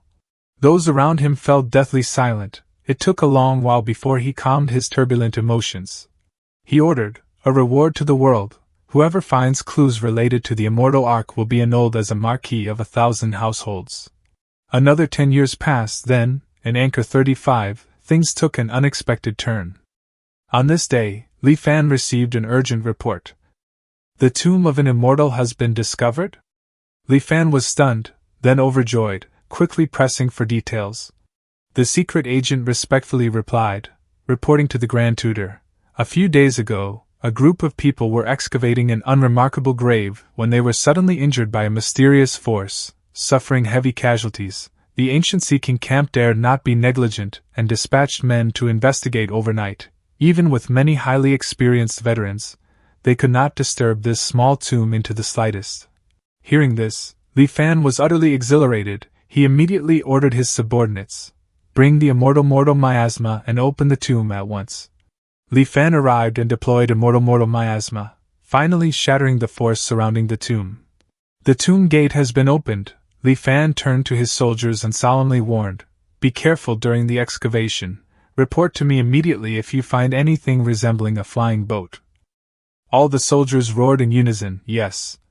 A moment later, a secret agent dashed over and said, reporting to the Grand Tutor, "There is an object resembling a flying boat among the burial goods." Hearing this, Li Fan was utterly shocked. He immediately bolted toward the boat. Inside the burial chamber, standing out prominently among the array of funerary objects, was a small wooden boat. This small wooden boat was none other than the flying boat Li Fan had been yearning for. Thanks to a message carved into the walls by the tomb's owner before his death, Li Fan finally learned the full story. It turns out the tomb's owner was named Qian Hong, a Foundation establishment stage cultivator. Over 3,000 years ago, he was hunted by his enemies and, with nowhere else to go, hid in this immortal forsaken land. The immortal forsaken land is completely devoid of spiritual energy, and he didn't have many spirit stones on him. Before long, his spirit stones were depleted. Without spirit stones to replenish his spiritual energy, his cultivation base deteriorated day by day. He speculated that one or two flying vessels should have been left behind when mortals were exiled here thousands of years prior. So he searched tirelessly, spending decades before finally discovering Yixing's tomb. Indeed, there was a flying boat inside, but to his despair, the core array powering it was damaged, and since he had no skill in artifact forging, he couldn't repair it. Even if he had managed to fix the vessel, he had no spirit stones to use as fuel, and his cultivation at the time wasn't enough to power it. At that point, Qian Hong finally abandoned all hope of leaving this immortal forsaken land. He lived out the rest of his life in obscurity, posing as a mortal. Before his death, he carved his story onto the tomb walls, hoping that if any cultivator ever stumbled upon his resting place, they might return his bones to the cultivation world. The few items he left behind were meant as an advance payment. A broken stone stele, with the word halt faintly visible, it was none other than a curio of heaven and earth. Li Fan touched the stele, but returned to truth showed no reaction. What a pity! To force his way into the tomb, he had used a large amount of immortal miasma. Tainted by it, the halt steel fragment had become nothing more than an ordinary rock. Still, Li Fan wasn't overly concerned. Now that he knew the tomb's location, he could always return for it in his next life. When Li Fan picked up the jade skull and sensed the information they contained, his heart lurched. Lesser Qi Purification Method, Qi Refinement Technique, Current Practitioners, 1, Yushui Record, Foundation Establishment Technique, Current Practitioners, 1. For a moment, he thought Qian Hong might still be alive and that this was a trap. But after a moment, he realized something. No, more than 3,000 years have passed. Forget a Foundation Establishment cultivator. Even a golden core cultivator would have turned to dust by now, but why is someone cultivating these methods? Li Fan quickly understood. Could it be that the methods have a master copy? After the Great Calamity, many cultivation methods were compiled by major powers like the Myriad Immortals Alliance and the Five Elders Council, so there must be a master copy. When the management of these major powers sees a method that no one is cultivating, they bring it out again for people to redeem. In other words, over the past 3,000 years, who knows how many owners these two methods have had? Ruthless, absolutely ruthless. Li Fan thought, inwardly speechless. After this moment of reflection, Li Fan turned his attention to the third item, the Taiyan boat. This vessel had been used by none other than the Taiyan sect to transport mortals. Perhaps it was precisely because this flying boat had broken down that it had been left behind. Holding the Taiyan boat in his hand, Li Fan's body trembled slightly from sheer ecstasy. Taiyan boat, after changing hands for thousands of years, it has now fallen into my grasp. Hundreds of years of waiting, and my wish is finally granted. Li Fan revealed a sinister smile, then muttered under his breath, "Although the Taiyan boat is damaged, there's no need to worry. Qian Hong couldn't fix it, and Li Fan can't fix it either. But there is someone who can." 15 years later, in Anchor Year 50, Ko Hong and Dao Xuanzi once again arrived in Xianjing City. A familiar voice suddenly reverberated across the sky. "Dao Xuanzi, don't you push me too far." Dao Xuanzi coldly replied, "Ko Hong, did you think I would let you go just because you fled to this immortal forsaken land? Hand over the cultivation method you obtained that day, or else I'll..."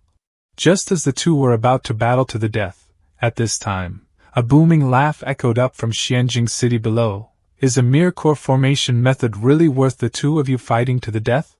Ko Hong and Dao Xuanzi both stiffened, then glanced downward. Who's there? Such arrogance! Insolent! A silver-haired elder called out loudly from the Grand Preceptor's estate below. Why don't you two come down for a chat?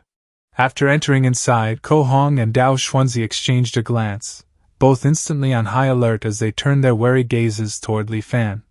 Li Fan leisurely raised the wine cup in his hand, a warm and friendly smile blooming on his face. Ha ha ha, please. Long ago, my ancestor said on his deathbed that in a future generation, 2 people might come from the east of the abyssal ruins and set foot in the capital, and that this would be the opportunity for our clan to escape this place. For thousands of years, my clansmen have been skeptical. To have it proven today calls for a grand toast. Ko Hong spoke first. May I ask your name? Li Fan replied with a smile. This old man is Li Fan. Dao Xuanzi frowned, studying Li Fan. From what you're saying, your ancestor foresaw our arrival thousands of years ago? And what do you mean by an opportunity to escape this place? Li Fan's expression darkened slightly. What, you two don't believe me? Ko Hong chuckled and shook his head.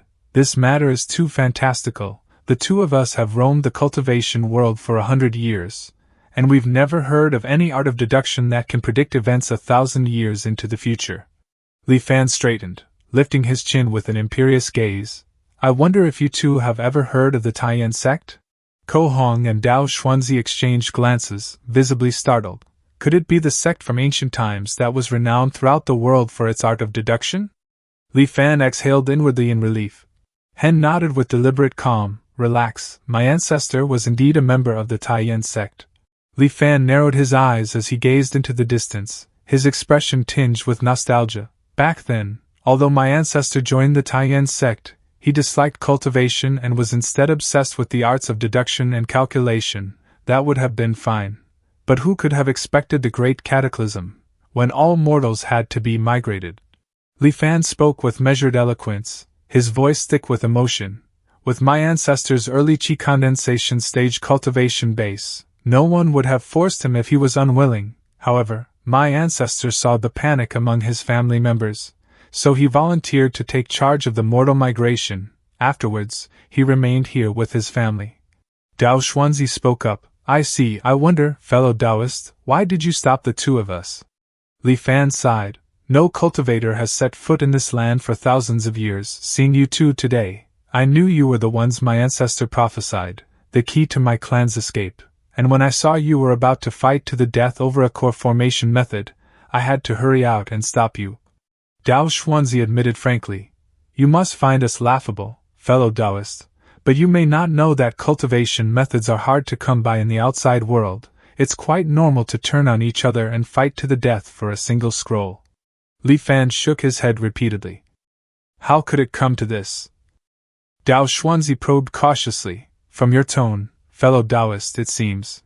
Li Fan declared with pride. Indeed, before his passing, my ancestor left behind a technique, one that leads directly to the Golden Core realm.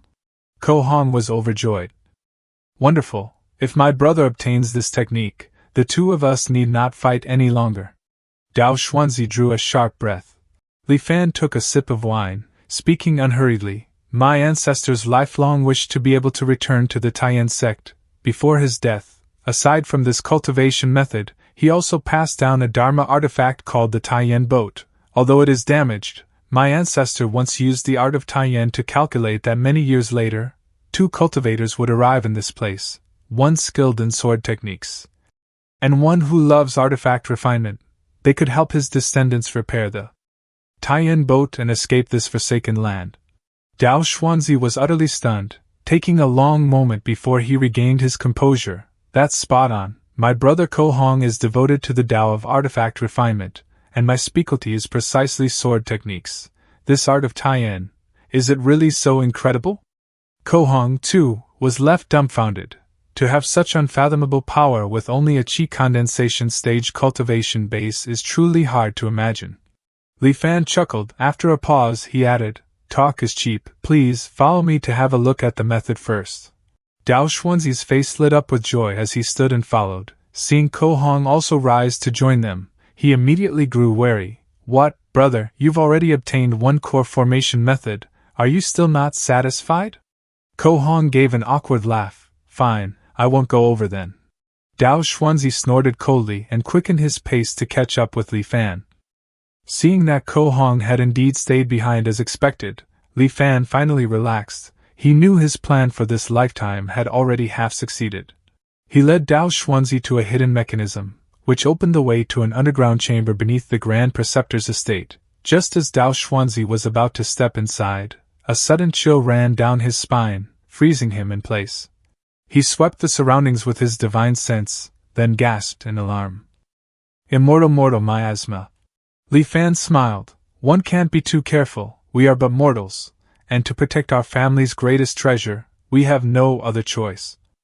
Dao Xuanzi forced a strained smile but refused to take another step forward. Instead, he retreated slightly.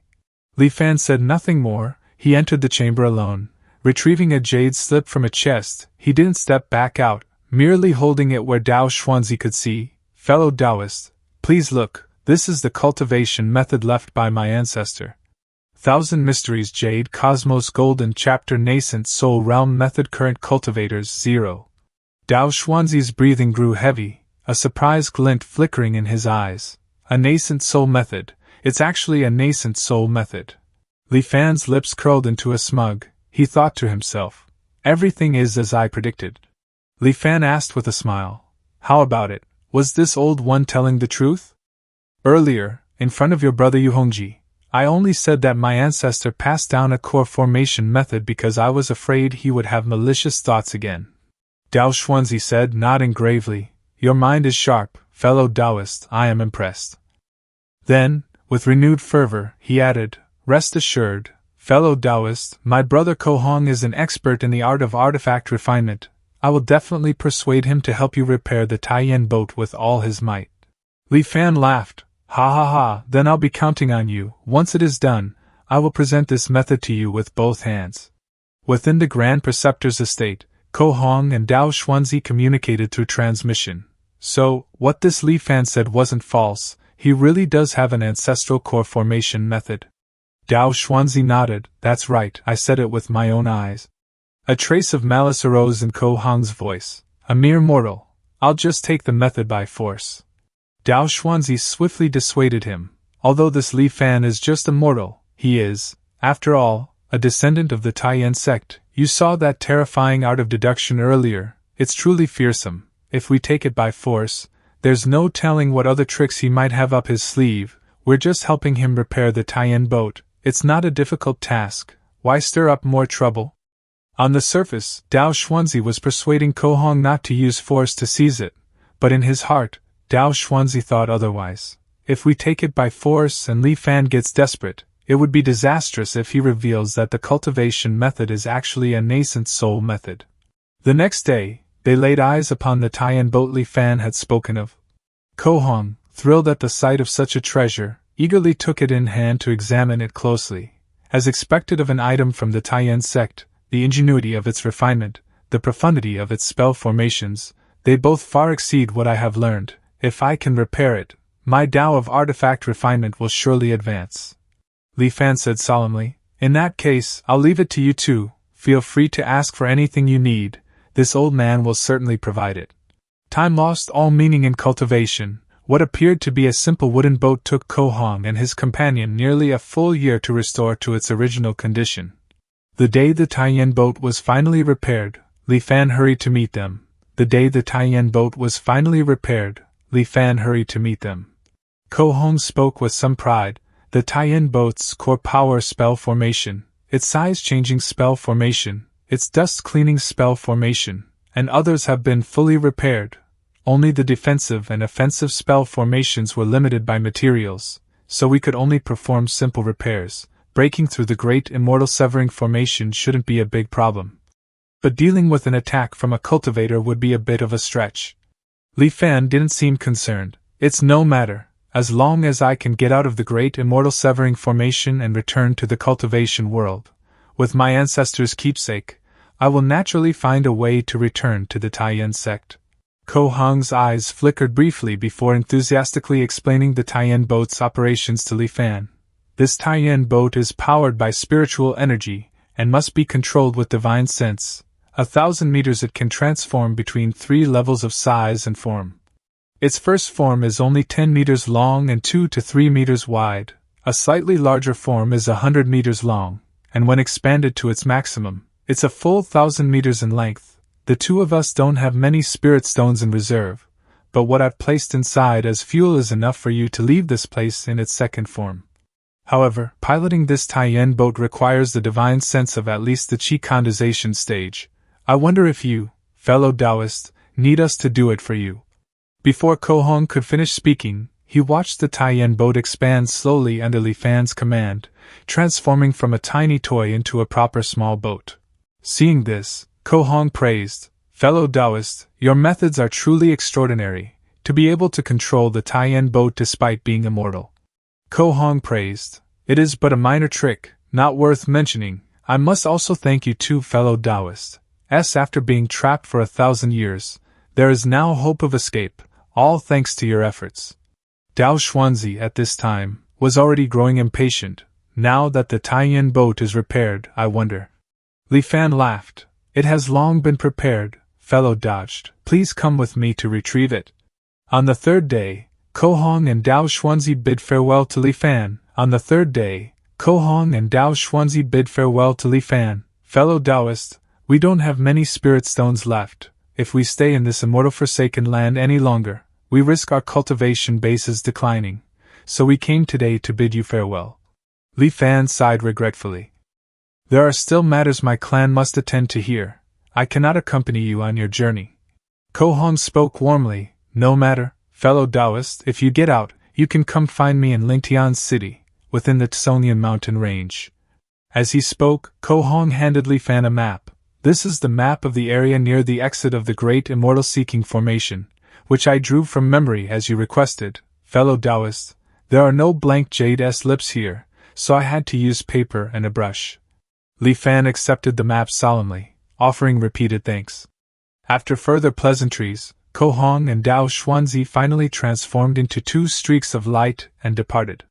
Above the abyssal chasm in the east, Ko Hong and Dao Xuanzi flying in midair, Dao Xuanzi murmured, "When we first entered the immortal Forsaken Lands, I thought we'd emerge grievously wounded, or even end up dead. Who could have imagined that we'd get such an opportunity in a twist of fate?" Ko Hong nodded in agreement, then sighed regretfully. "That Li Fan has a remarkable mentality. He's quite a character. It's a pity his great limit is approaching. Even if he can return to the cultivation world, he only has a few years left to live." Dao Xuanzi said coolly, "Without achieving longevity, all else is illusion. Did we not turn against each other and fight to the death precisely for a chance at longevity?"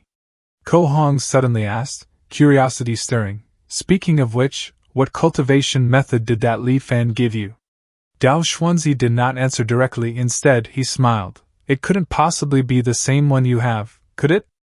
Don't worry, once I return, enter closed-door cultivation, and break through to the golden core stage, I will definitely not forget the 3 things I promised to do for you." Dao Xuanzi glanced at the thick fog above the abyssal chasm, then suddenly shot forward, plunging into it ahead of Ko Hong. "The protective formation must not yet dispersed. I wonder, brother, do you dare to venture through?" Ko Hong's laughter echoed. "Ha ha ha, what is there to fear?" Li Fan did not care how Ko Hong and Dao Xuanzi would react upon returning to the cultivation world and discovering they practiced the same technique. At this moment, he had already settled all his affairs. Steering the Taiyan boat, he arrived above the abyssal chasm. By all logic, he should have waited for the white fog to dissipate before exploring the abyssal chasm, but Li Fan was already 71 years old.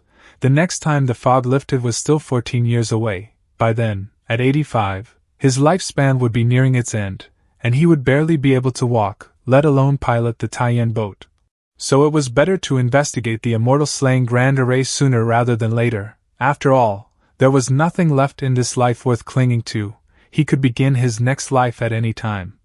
Guiding the Taiyan boat, Li Fan slowly descended into the depths of the abyssal chasm. Without divine sense to scout the path, he could only rely on his vision to navigate.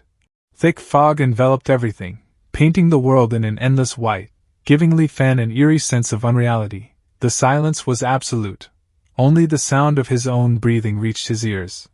He continued downward, his focus razor-sharp. Suddenly, the Taiyan boat shuddered violently, as if it had struck something invisible. Li Fan instantly tensed. Is this the astral wind layer? According to Yuhong, the wind blades here can easily tear a mortal's body apart. Even Foundation establishment stage cultivators need to protect themselves with spiritual energy. Thank goodness for the defensive spell formation, otherwise the consequences would be unimaginable. Half an hour later, he carefully controlled the Taiyan boat, and after half an hour of effort, he finally passed through the astral wind layer. The vibrations finally subsided, replaced by an infinite light ahead. He successfully escaped the immortal slaying Grand Array and, upon reaching the cultivation world, fortuitously obtained a rare and peerless technique. Within a century, he forged his golden core. From then on, his cultivation journey was smooth sailing. 1,000 years later, he attained the Tao and ascended to the immortal realm. In the immortal realm, Li Fan started as a lowly immortal official, cultivating step by step until he eventually became an immortal emperor who stood supreme over all. Then, Li Fan shattered the spatial barriers of the immortal realm and ascended to the divine realm. Starting as a mere minor in the divine realm, Li Fan cultivated to the divine king realm after 10,000 years, becoming the most formidable existence in the divine realm. Afterward, Li Fan endured countless hardships to ascend to the primordial divine realm, only to become a lowly gatekeeper there. Once again, he had to toil from the very beginning. As Li Fan awoke, the myriad images from before receded like a tide in his mind, leaving only faint traces behind. A wave of sudden dizziness struck him, and he instantly lost all sense of direction. Li Fan muttered, "Was everything just now an illusion from the illusory light layer? Huh! Why has the boat turned around?" With that, Li Fan knew he had now entered the inversion layer.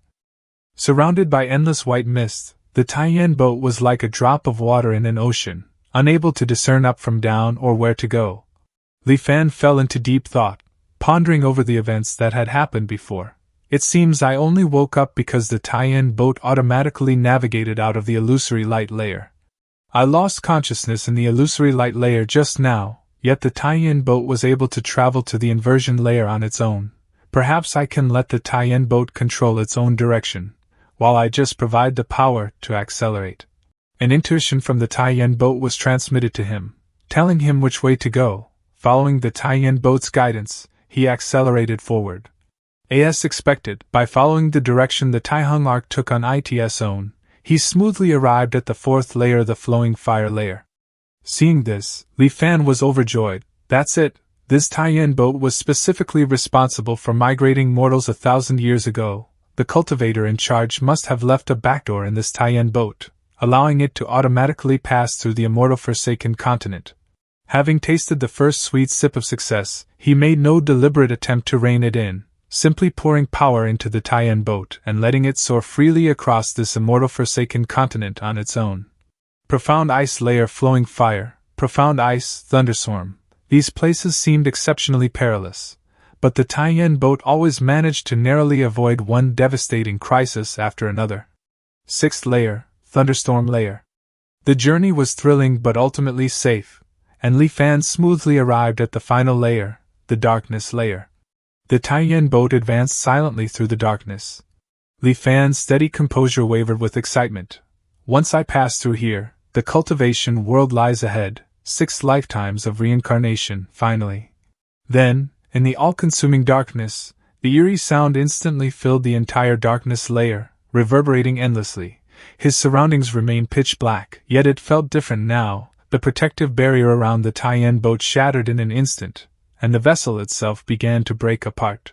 His charging progress plummeted violently. Taking one last, deep look into the abyss beyond, Li Fan whispered, "Return to truth. This simulation has ended." Li Fan regained consciousness. He felt a flicker of confusion. What on earth was that thing just now? When Ko Hong and Dao Xuanzi passed through the great immortal severing formation, they didn't encounter that thing in the darkness layer. Why did it? Could it be a measure that only targets mortals? It seems the safest plan is still to wait for the dense fog to clear and for light to appear at the bottom of the abyssal ruins before exploring. Though he faltered at the very last instant, The harvest of this life far surpassed anything he had dared to expect. The moment he chose to retain the Taiyan boat, he stepped without hesitation into his seventh life. Until Return to Truth finished charging, he refused to take any reckless actions. In Anchor Year 4, he covertly led his trusted subordinates to Qian Hong's tomb. This time, he used a spray infused with mortal miasma to erode the tomb's defenses bit by bit, weakening the power of the halt steel fragment until it could no longer pierce through steel armor.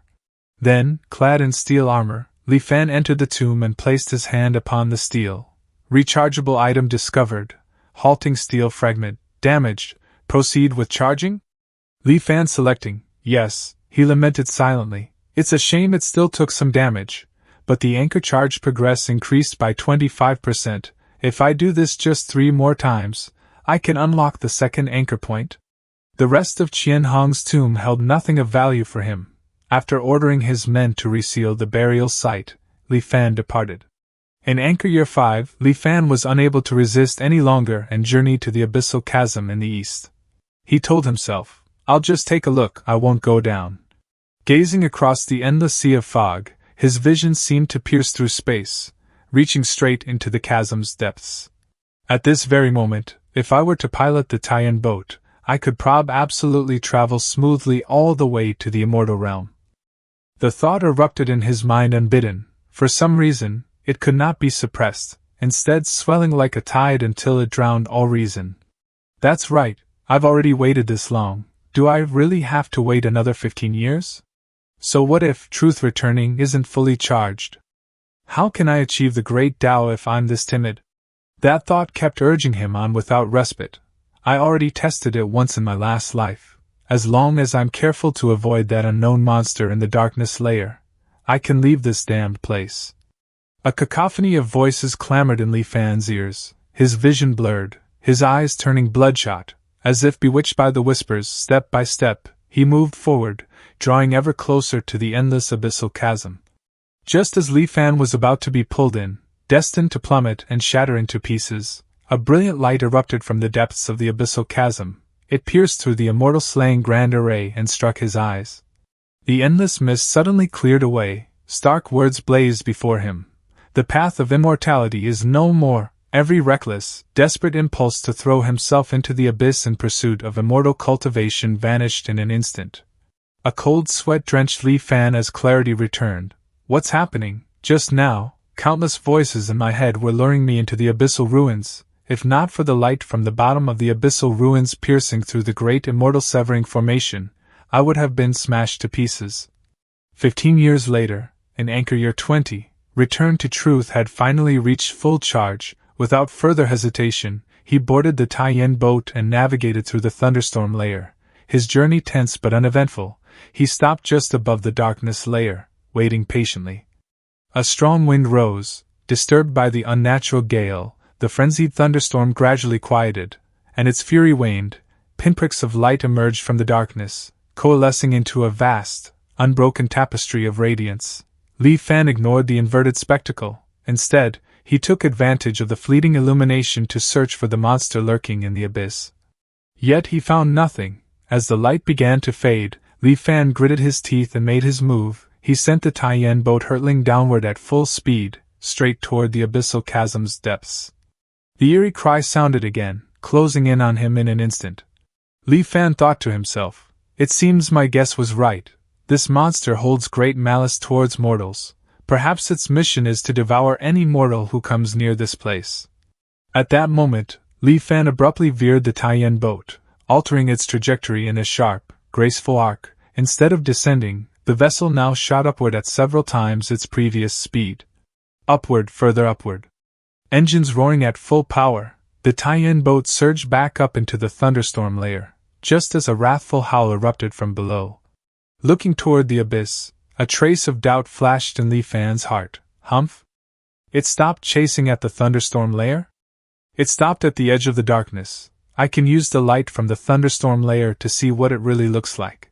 By the last, fading glimmer of light, Li Fan finally saw the true form of that monstrous creature lurking in the darkness below. It was a colossal leviathan of a whale, so immense that words failed to describe it. Even from Li Fan's considerable distance, he couldn't take in its full size, just its gaping maw alone filled his entire field of vision. Li Fan felt a headache coming on. This giant whale is so enormous, and the Taihang arc is so small, yet every time I pass through, it manages to find me. I can only try other methods. Fortunately, I have plenty of chances to try. Over the next 15 years, he had attempted to force his way through the darkness layer several times, yet with every entry into the darkness layer, the great whale seemed to get better at detecting him. Given the Taiyan boat's flight speed, he simply couldn't outpace it. Each time, after a brief period of dodging the whale, he would be forced to retreat in disarray. In anchor year 35, this time, Li Fan hid himself within the thunderstorm layer well in advance. Only on the days when the white fog recedes does the great whale take a while to notice me, seemingly delayed by something. Perhaps with this extra bit of time, I'll be able to fly to the bottom of the abyssal chasm. This time, Li Fan decided to risk it all, aiming to fly through the darkness layer at maximum speed and make it through before the great whale could react. A strong wind began to rise. The Taiyan boat operated at full power. Bursting forth with astonishing speed, the illusory scenery drew closer and closer. Yet, just as he was about to reach it, the great whale's terrifying cry rang out once more, rapidly approaching Li Fan's position. Li Fan saw his surroundings turn black and knew he had been swallowed by the great whale once again. He roared viciously, "Return to truth. This simulation has ended." Li Fan let out a frustrated sigh. It took him a long time to calm his emotions. This time, Li Fan chose to accelerate the charging process. Li Fan was slightly surprised when he looked at his own information panel. Humph? The upper limit of my psychological age didn't increase? It seems I've already reached the limit, so it's not increasing anymore. Li Fan could only comfort himself like this. Good, I still have 748 years to squander. In anchor year 4 of his 8th life, Li Fan once again opened Qian Hong's tomb. Discovered item convertible to charge, halt steel fragment, damaged, proceed with charging? Seeing the prompt from return to truth, Li Fan's mood finally improved a little. At this moment, the charging progress of the next anchor point had reached 51%. Li Fan mused with a hint of self-mockery. To the very least, this life wasn't a complete waste. In anchor year 5, the white mist receded, but with the virtualization charging progress yet to reach 100%, he could only wait patiently. In anchor year 20, Li Fan made an attempt and failed. In anchor year 35, Li Fan made another attempt and still failed. However, these attempts were not entirely wasted. At the very least, he had gotten increasingly proficient at maneuvering the Taiyan boat, and could now endure the great whale's relentless pursuits for longer periods. In anchor year 50, Li Fan did not choose to force his way through the darkness layer again. He had grown old, and his reactions and mental acuity had significantly declined. Even if he made an attempt now, he saw no possibility of success. So, he chose to meet two old friends, to see if he could glean any clues from them. On the day of Li Fan's 70th birthday, Ko Hong and Dao Xuanzi arrived right on time. Dao Xuanzi, do not push me too far. As he listened, Li Fan suddenly felt a pang of nostalgia. Once again, he used the pretext of a golden core technique to lure the two of them to the Grand Preceptor's estate. After 3 rounds of wine, Li Fan produced a scroll painting. It depicted a terrifying, colossal great whale that hid within the darkness. Li Fan inquired, "Have either of you ever seen such a monster?" Li Fan pondered for a moment and added, "My ancestor once said on his deathbed that if I ever had the chance to escape this forsaken land, I wouldn't need to worry about anything else. With the protection of our Sex Taiyan boat, I should be safe. But the final layer, where a giant whale lurks, requires the utmost caution." Ko Hong glanced at the painting, his brow furrowing slightly with disbelief. "There's such a ferocious beast in that pitch-black, empty place? How come I didn't see it?" Dao Xuanzi, however, seemed to recall something. "Could it be?" Li Fan asked, a note of expectation in his voice. "Oh, fellow Taoist seems to know of this beast?" Dao Xuanzi shook his head. "I've only seen records of it in an ancient text. It is said that in ancient times, there was a sect named Beast Taming. The beast taming sect had no profound cultivation methods, relying solely on their beast taming art. they could control the exotic beasts of heaven and earth to fight for them. Among the most famous exotic beasts controlled by the beast-taming sect, this giant whale seems to be one of them. Seeing this, Ko Hong said hurriedly, "Now that you mention it, I remember, I think it was called a rift-splitting whale?" Li Fan's heart stirred, and he quickly asked, "Do either of you know how to avoid this rift-splitting whale?" Ko Hong and Dao Xuanzi both offered awkward, sheepish smiles. "I've only heard fragments about it. Such an exotic beast disappeared from the cultivation world thousands of years ago. How could we possibly know its habits?" Li Fan couldn't help but feel disappointed. In the end, I still have to rely on myself, huh? He handed the Thousand Mechanisms Jade Cosmos scripture to Dao Xuanzi, sent the two men on their way, and then ended this lifetime. This was his 9th life. In this life, Li Fan once again opened Qian Hong's tomb, intending to absorb the halt steel fragment to increase the charging progress of the next anchor point. Unfortunately, Return to Truth showed no reaction whatsoever. In anchor years 20, 35, and 50, Li Fan tried every method he could think of, but under the watchful, predatory gaze of the great whale, he still failed to charge through the darkness layer. He's too old now. He can no longer outwit or outfight the giant whale. He won't force it. He'll just completely give up control of the Taihang boat and let it slowly drift toward the bottom of the abyssal ruins from the very beginning. Astral wind layer, illusory light layer, inversion layer, flowing fire layer, profound ice layer, thunderstorm layer, darkness layer. Li Fan drifted into a hazy sleep. When he awoke, he was shocked to discover that the Taiyan boat was already nearing the bottom of the abyssal chasm. Li Fan was utterly perplexed. What's going on? Why didn't the realm-splitting whale appear this time? But that did not stop him from revving up the boat's power and speeding at full velocity toward the scattered points of light. Can't miss this chance, full speed ahead. But as Li Fan accelerated, the roar of the great whale suddenly erupted. Li Fan deeply furrowed his brow. Why did it suddenly discover me now? Then, like a lightning bolt illuminating the night sky, Li Fan abruptly understood. I see, this rift-splitting whale cannot see, or rather, it ignores objects moving at a constant velocity. As long as I maintain the same speed, I can pass through this great immortal severing formation safely. Having unraveled this crucial point, Li Fan could not help but laugh aloud. Ha ha ha, the last shackle keeping me in this immortal forsaken land has been completely broken by me. With that, the final shackle binding him to this immortal forsaken land was completely shattered. Amid Li Fan's wild laughter and the great whale's furious roars, the Taiyan boat burst through the rift between the two worlds, about to return to the cultivation world.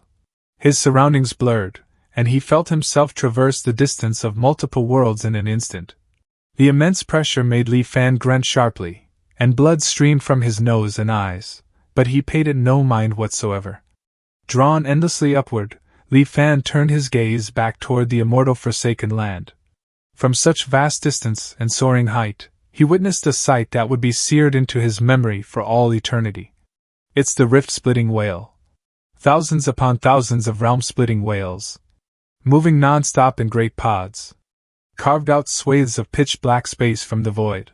Meanwhile, the immortal forsaken land that Li Fan had left receded ever farther from the cultivation world. The Taiyan boat broke through the immortal slaying grand array, emerging within a stretch of mountain ranges. Below lay a bottomless pit which emanated an aura faintly similar to the abyssal chasm. Rolling mountains wreathed in clouds and mist stretched into the distance, making for a magnificent and awe-inspiring sight. On the tallest of these peaks, an immense city hung suspended in the air. Li Fan wanted to laugh heartily, but could only manage an uncontrollable cough while spitting up fresh blood. He was far too old. He had already been teetering on the brink of life and death, and the pressure from crossing the immortal slaying grand array had utterly drained his remaining vitality. Yet being able to catch a single glimpse of the cultivation world before dying meant this lifetime had not been lived in vain. An aged yet hopeful voice rang out, "Return to truth. This simulation has ended." After the darkness, Li Fan's consciousness gradually returned. After 9 lifetimes, across nearly 500 long years, he had finally brushed against the threshold of cultivation. According to his initial plan, Li Fan had intended to accelerate the charging process, the sooner Return to Truth finished charging, the sooner he could leave for the cultivation world. Yet, upon seeing the list of available items to choose from, Li Fan hesitated once more. Listed clearly among them was the halt steel fragment. After some consideration, Li Fan ultimately decided to retain the steel fragment. He wanted to take this opportunity to verify a certain hypothesis. Since he had not chosen to accelerate the charging, he would have to wait 20 years for it to complete. In the third anchor year, he arrived outside Qian Hong's tomb. He did not choose to use the immortal miasma to break into the tomb, but instead directly took out the halting steel fragment from Return to Truth. After this steel fragment brought from the previous life appeared in the world, a wondrous change occurred. It actually began to slowly dissipate, like an ice block under the scorching sun, and the formation generated by the halting steel fragment inside Qian Hong's tomb clearly grew much stronger. Gazing at the scene before him, Li Fan thought to himself, "It's just as I thought, mystical objects of heaven and earth possesses uniqueness. Two identical mystical objects should not exist in the world, yet, with Ilyuanzin's ability, created an identical one from thin air. The consequence is that the two mystical objects spontaneously merged, ultimately becoming one." Li Fan narrowed his eyes and ordered his subordinates to begin breaching the tomb using the immortal miasma spray. The enhanced halt steel fragment was indeed extraordinary. Even with the use of immortal miasma, it took considerable effort to whittle down its power. Li Fan entered Qian Hong's tomb, his gaze falling on the halt steel fragment. There were no major changes in its appearance, it merely looked slightly less dilapidated. Li Fan thought with regret, Return to Truth still can't absorb it. It seems this steel needs to be repaired more completely before it has new energy for Ilyuanzin to absorb. After ordering his subordinates to move the steel fragment out of the tomb chamber, he stored this enhanced halt steel fragment in the Taiyan boat, keeping it as part of his belongings for his future journey to the cultivation world. In Anchor Year 20, when Return to Truth was about to finish charging, Li Fan ruthlessly executed a group of corrupt officials and oppressive landlords, seizing all the gold, silver, and jewels their families had accumulated over generations. He would still need to interact with other mortals after arriving in the cultivation world, so gold, silver, and valuables had to be prepared in advance. Additionally, since cultivators occasionally incorporated gold and silver into artifact forging, there was no need to worry about these metals losing their value completely. Besides wealth, food was also crucial, yet grain was the foundation of the state, and Li Fan demanded an enormous amount at once. Officials fiercely opposed him, while capital merchants jacked up prices to profit. Li Fan skipped explanations, during morning court, before all civil and military officials. He enlarged the Taiyan boat to its maximum size and suspended it high above the imperial palace like a vast dark cloud over Xianjing city. Commoners who saw it dropped to their knees in reverence. Meanwhile, the court officials, witnessing Li Fan's display of immortal power, shifted their attitudes entirely. All prior complaints about Li Fan's killings and seizures instantly vanished.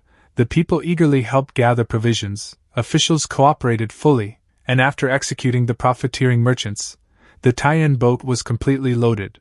With all preparations made, Li Fan had no more attachments to the mortal world. He piloted the Taiyan boat. Arriving once more above the abyssal chasm, he relaxed his mind, allowing the Taiyan boat to proceed at a constant, self-guided speed. The entire journey took only a few hours, yet to Li Fan, it felt far longer than all the centuries he had experienced before.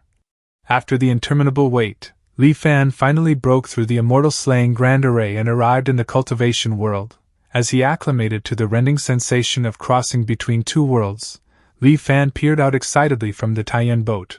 Yet, as he looked at the surrounding scenery, Li Fan was left utterly dumbstruck.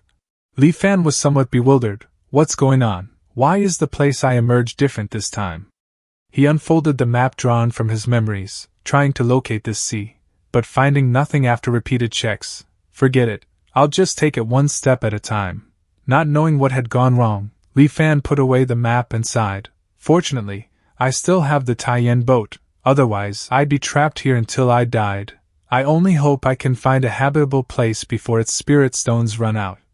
Not one to indulge in self-pity, Li Fan immediately chose a direction and steered the Taiyan boat forward, searching for any trace of civilization. The sea was truly vast and endless. He flew for 7 full days and nights without spotting the slightest sign of human presence. Fortunately, the tie-in boat was stocked with plentiful provisions, so survival was not a concern.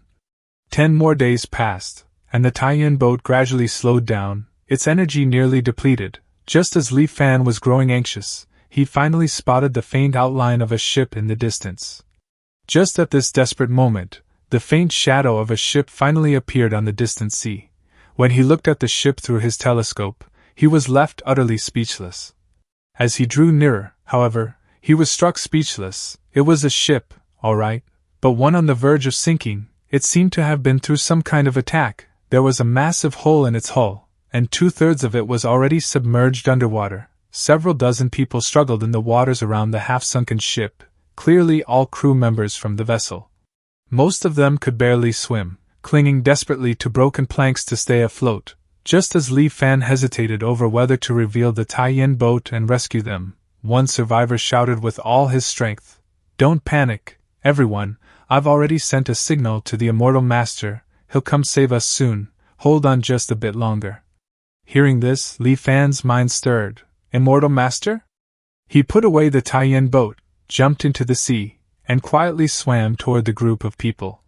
Silently blending into the crowd, Li Fan also pretended to struggle for survival. After a good while, a stream of light flew over from a distance and halted above the group. Seeing that hope had arrived, they quickly cried out one after another, "Immortal Master, save me! Immortal Master, help!" How noisy! The voice sounded male, but his clothing and face were unclear, as though obscured by a layer of gauze. The man then snorted coldly and cast some unknown arcane art. Li Fan found himself unable to make a sound, and the entire crowd also fell silent. The Immortal Master then flew to the side of the sinking ship. With one hand, he raised the vessel out of the water. After that, a beam of light shot out, and the large hole in the ship's hull was repaired in a matter of moments. Then, he looked at the group of people floating in the sea. With another cold snort, he made a grasping motion, and lifted his hand. Li Fan and the others felt themselves grabbed by an invisible force, lifted up, and flung toward the repaired ship. Thud, thud, thud, the rescued mortals were thrown roughly onto the deck like dumplings dumped into a pot. After everyone had been saved, the Immortal Master flew above the ship and spoke with a sharp tone. Who sent the signal? The man who had spoken earlier to comfort the group quickly knelt on the ground. The Immortal Master waved his hand, releasing the spell on him. He kowtowed repeatedly as he said, "This lowly one, Su Changyu." "As Su Changyu?" "Not him." The Immortal Master cut him off. "You know the rules, right? Once we reach the destination, I have nothing to do with any of you. I have never seen you, and I don't know who you are, understood?" Su Changyu kowtowed again. "I understand." Before we departed, the elders in my family explained. Halfway through his words, his voice vanished again. It turned out the Immortal Master had nodded in satisfaction and then casually silenced Su Changyu once more. He cast some unknown arcane art, and the vessel swiftly began cutting through the waves toward a specific destination. Ignoring the mortals, the Immortal Master moved to the ship's prow. An eerie silence fell over the ship, which continued for the better part of the day. Only after nightfall did a faint, shimmering light finally appear in the distance. At first glance, it was a prosperous island, the distant murmur of a bustling city carried on the wind. Even this far out, hundreds of large ships were moored at its docks, making for a truly magnificent sight. Their ship, however, did not sail toward the main docks. Instead, it circled halfway around the island, heading for a more sparsely populated area on its far side. Quietly, the ship slipped into a natural waterway leading into a cavern. It navigated the narrow, winding passages of the cave for some time before finally coming to a stop. Once the ship was secured, several burly figures clad in black came aboard to receive them. The black-clad men acted as if the Immortal Master were invisible. They simply herded everyone off the ship. None uttered a single word throughout the entire process. After leading the group into a spacious hall, one of the black-clad men finally spoke. "You will rest here tonight. There is plenty of food in the hall. You may take it as you wish. Tomorrow, someone will take you to get your identities registered." With that, the black-clad man turned and left. A long time passed before the Immortal Master's silencing spell finally wore off. Then, people began to talk in small, hushed voices. What rotten luck, to actually run into a sea monster. There were nearly 100 of us when we set out, but now, less than half have survived. I don't know what my father was thinking, insisting on sending me to this great world to cultivate. If you asked me, how can cultivating be as fun as listening to music? Exactly. Back in my homeland, I was the son of the Prince of Jinan. What riches and glory couldn't I enjoy? What's so good about this godforsaken place that... It was then that the man named Su Changyu spoke up. What's the point of saying this now? Which of your families didn't pay a huge price to send you all here? Instead of complaining, you might as well cultivate patiently. If you can really become an immortal master, not only will you have a hope for long life, you'll also have a chance to return to your homeland and bring your family out. As Li Fan listened to their conversation in the shadows, he began to understand just who these people were. These people, I'm afraid they're just like me, mortals exiled from a land of immortal extinction. Li Fan stroked his chin, lost in thought. It's just that, in the land of immortal extinction they came from, the existence of the cultivation world doesn't seem to be a secret, and they've already developed a mature smuggling route? While Li Fan was lost in thought, a chubby hand gently patted his shoulder. The young man clapped Li Fan on the shoulder with an air of overfamiliarity. Brother, you look a bit unfamiliar. May I ask what official post you held in Dal? Or perhaps you are a wealthy merchant from one of the provinces? Li Fan swatted the young man's hand from his shoulder, then fixed him with a cold, silent stare. The chubby youth instantly felt as if a venomous serpent had locked eyes with him, and a chill crept up his spine. Goodbye. My goodness, that scared me to death. That old man looks like he's been in a high position for years. He's no simple character. Before dawn broke the next day, they were all roused from their slumber. A middle-aged man walked toward them. The man said coolly, In a moment, I will take you to get your household registration. Once you have it, you will officially become members of Liuli Island. The man added, narrowing his eyes, Remember, do not say what should not be said. Otherwise, I cannot guarantee your safety. You are all residents of the western Dayu Island. Your island was destroyed by a windstorm, which is why you fled here as refugees. If anyone asks, this is what you'll say. Everyone understood the clandestine nature of their arrangement, and nodded in agreement.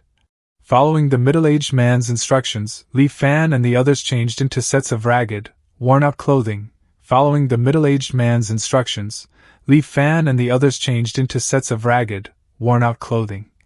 Li Fan noted that although their group numbered several dozen, the island's residents mostly gave them only cursory glances before looking away, clearly accustomed to such happenings. They wound through the residential districts of the city for what felt like an eternity before finally arriving at the front of an official compound. They did not enter through the main gate. After a servant went inside to announce their arrival, he returned and led them through a side entrance on the left into a large hall. The hall was spacious. 2 or 3 other batches of people, over 100 in total, had already gathered before Li Fan's group arrived. Even so, it did not feel crowded. The middle-aged man gave them a look, signaling for them to wait patiently. Soon, it was Li Fan's group's turn. The middle-aged man greeted, Manager Zhao. Are these all refugees here to register? Manager Zhao appeared to be in his 50s or 60s, though somewhat aged. His eyes were unusually sharp. After scanning the crowd, he said with a faint, knowing smile, Sun Jiang, these refugees all seem rather wealthy or noble, don't they? Sun Jiang didn't fluster. That's right, they were all wealthy families on Dayu Island. As he spoke, Sun Jiang pulled something from his robes and discreetly passed it to Manager Zhao. Unfortunately, without the protection of an immortal master, disaster struck, and all their wealth and glory vanished like a bubble. Now, they can only travel thousands of miles to seek refuge on our Liuli Island. Manager Zhao glanced at it, pocketed the item, and then sighed. The windstorm raged a few days ago, and even our Lil Island was affected. The western islands suffered even heavier losses. It's said that over 200 islands were razed to the ground, and countless mortals perished at sea. Fortunately, the immortal masters were merciful and ordered us to rescue the refugees. It's a good thing that your Tianbao Lui is so dedicated. Rest assured, I will report this truthfully to the island lord. When the immortal master's rewards are handed down, you will surely get your share. Afterward, Manager Zhao began processing the registration procedures for everyone. Before long, it was my turn. Before long, it was Li Fan's turn. When Manager Zhao looked at Li Fan, a strange light flickered in his eyes. Manager Zhao asked, "What is your name?" Manager Zhao asked, "Li Fan." "Come, place a drop of your blood here." Manager Zhao's brush moved with swift, flowing strokes, writing the words Li Fan on a rectangular object. It resembled both jade and paper, yet was either. He then handed it over. Li Fan bit his finger and let a drop of blood fall. The blood, as if possessing a spirit of its own, seeped into the two words. Unlike his attitude with the others, Manager Zhao was noticeably more cordial with Li Fan, offering an extra word of advice. "Keep this spirit talisman safe. From now on, it will be your proof of identity. You'll need to present this spirit talisman for all matters on the island, big or small, such as receiving work, collecting grain, and undergoing inspections. Do not lose it." This drew sidelong glances from Sun Jiang and the others. Why is Steward Zhao being so cordial to this Li Fan, explaining so much? The distribution of residence permits was smooth and efficient. Soon, everyone in the group held their Lily Island spirit talismans. Excitement was plain on every face. They left the place but did not return to the previous cave. Instead, Sun Jiang led them to the large courtyard of a residence. Sun Jiang said, addressing Su Changyu from the group, "Now that the household registrations are in hand, we can sign the contract, can't we?" Su Changyu carefully withdrew a thin sheet of paper from his robes. He then bit his finger and solemnly wrote his name in blood. After it burned, only a final small fragment of the contract remained. Su Changyu said, his tone neither subservient nor arrogant. "It's the so-called 3 contracts to finalize in the future. Once we are completely settled, I will sign the final contract as promised." Sun Jiang snorted, clearly dissatisfied. "Humph, dealing with you people from the departed realm is such a hassle. If it weren't for the sake of the immortal master, our Tian Bao Lu would never engage in such an unprofitable business." But he didn't say anything more on the matter. Instead, he began instructing everyone on the things they needed to pay attention to while living on the island. All residents of Lyle Island can claim a place to live using their household registration spirit talisman. In addition, during the first year of registration, you can receive a certain amount of grain for free each month. Suddenly, Su Chanyu spoke up, "I wonder, what must we do if we wish to cultivate?" This was precisely what Li Fan had been waiting to hear. He pricked up his ears, listening intently. Sun Jiang glanced at Su Changyu, explaining patiently, "You mortals who have returned from the land of exile have a much higher concentration of miasma in your bodies than ordinary people. If you want to cultivate, you must first dispel the miasma from your bodies." Su Changyu frowned. "We are already aware of this matter. But how can this miasma be removed?" Sun Jiang said, "There are several methods to remove the miasma. The first is the island's body-purifying spirit pool. Soaking in the spirit pool for a day and a night can completely remove all the miasma from your body." Sun Jiang shook his head. "Unfortunately, the materials required to open the spirit pool are astonishingly expensive. Although our Luli Island is wealthy, we can only open it once every 3 years. Let me think. The last time it was opened was a year ago, which means we'll have to wait about 2 more years for the spirit pool to open again. Besides, the number of spots available for the spirit pool is limited, and competition is fierce. How could outsiders like you with no foundation possibly compete with the people of the island?" Su Changyu pressed, "What about the other methods?" Sun Jiang continued, "The second method is to cultivate the profound yellow heart crease incantation. Paired with specific medicines and diet, you can gradually change your constitution over time and eventually clear out the miasma completely. Although this method is time-consuming, often taking 5 or 6 years, its advantage is its stability. Or how does it recruit any special price to be paid? The profound yellow heart cleansing incantation and its corresponding elixirs can be bought at the island's pharmacies." 5 or 6 years, Su Changyu murmured softly, then asked stubbornly, "Are there any others?" "The third method is to become a test subject." At this, Sun Zheng's expression darkened, and a flicker of barely suppressed fear crossed his features, but he still answered Su Changyu. Su Changyu looked bewildered. "Test subjects?" "That's right. Some immortal masters are very interested in the miasma inside a mortal's body. Every year, volunteers are selected from the mortals on the island to serve as test subjects. The immortal masters use special methods to extract the miasma from the test subjects' bodies for research. It only takes a few months to completely drain the miasma from a test subject's body. Sun Zhang's face seemed to pale, as if recalling something. However, the process is excruciatingly painful. It's a state of being unable to live and unable to die. Often, the vast majority of people can't endure until the miasma is fully extracted and are driven completely mad by the torture. It was unclear if Su Changyu had truly taken in Sun Zhang's warning. He remained silent for a moment before asking again, "Aren't there any other methods?" Sun Zhang shook his head. It's said that the direct mortal descendants of those immortal masters can rely on heavenly materials and earthly treasures to reconstruct their bodies. Not only would they no longer have to worry about the affliction of miasma, but they could also improve their cultivation aptitude.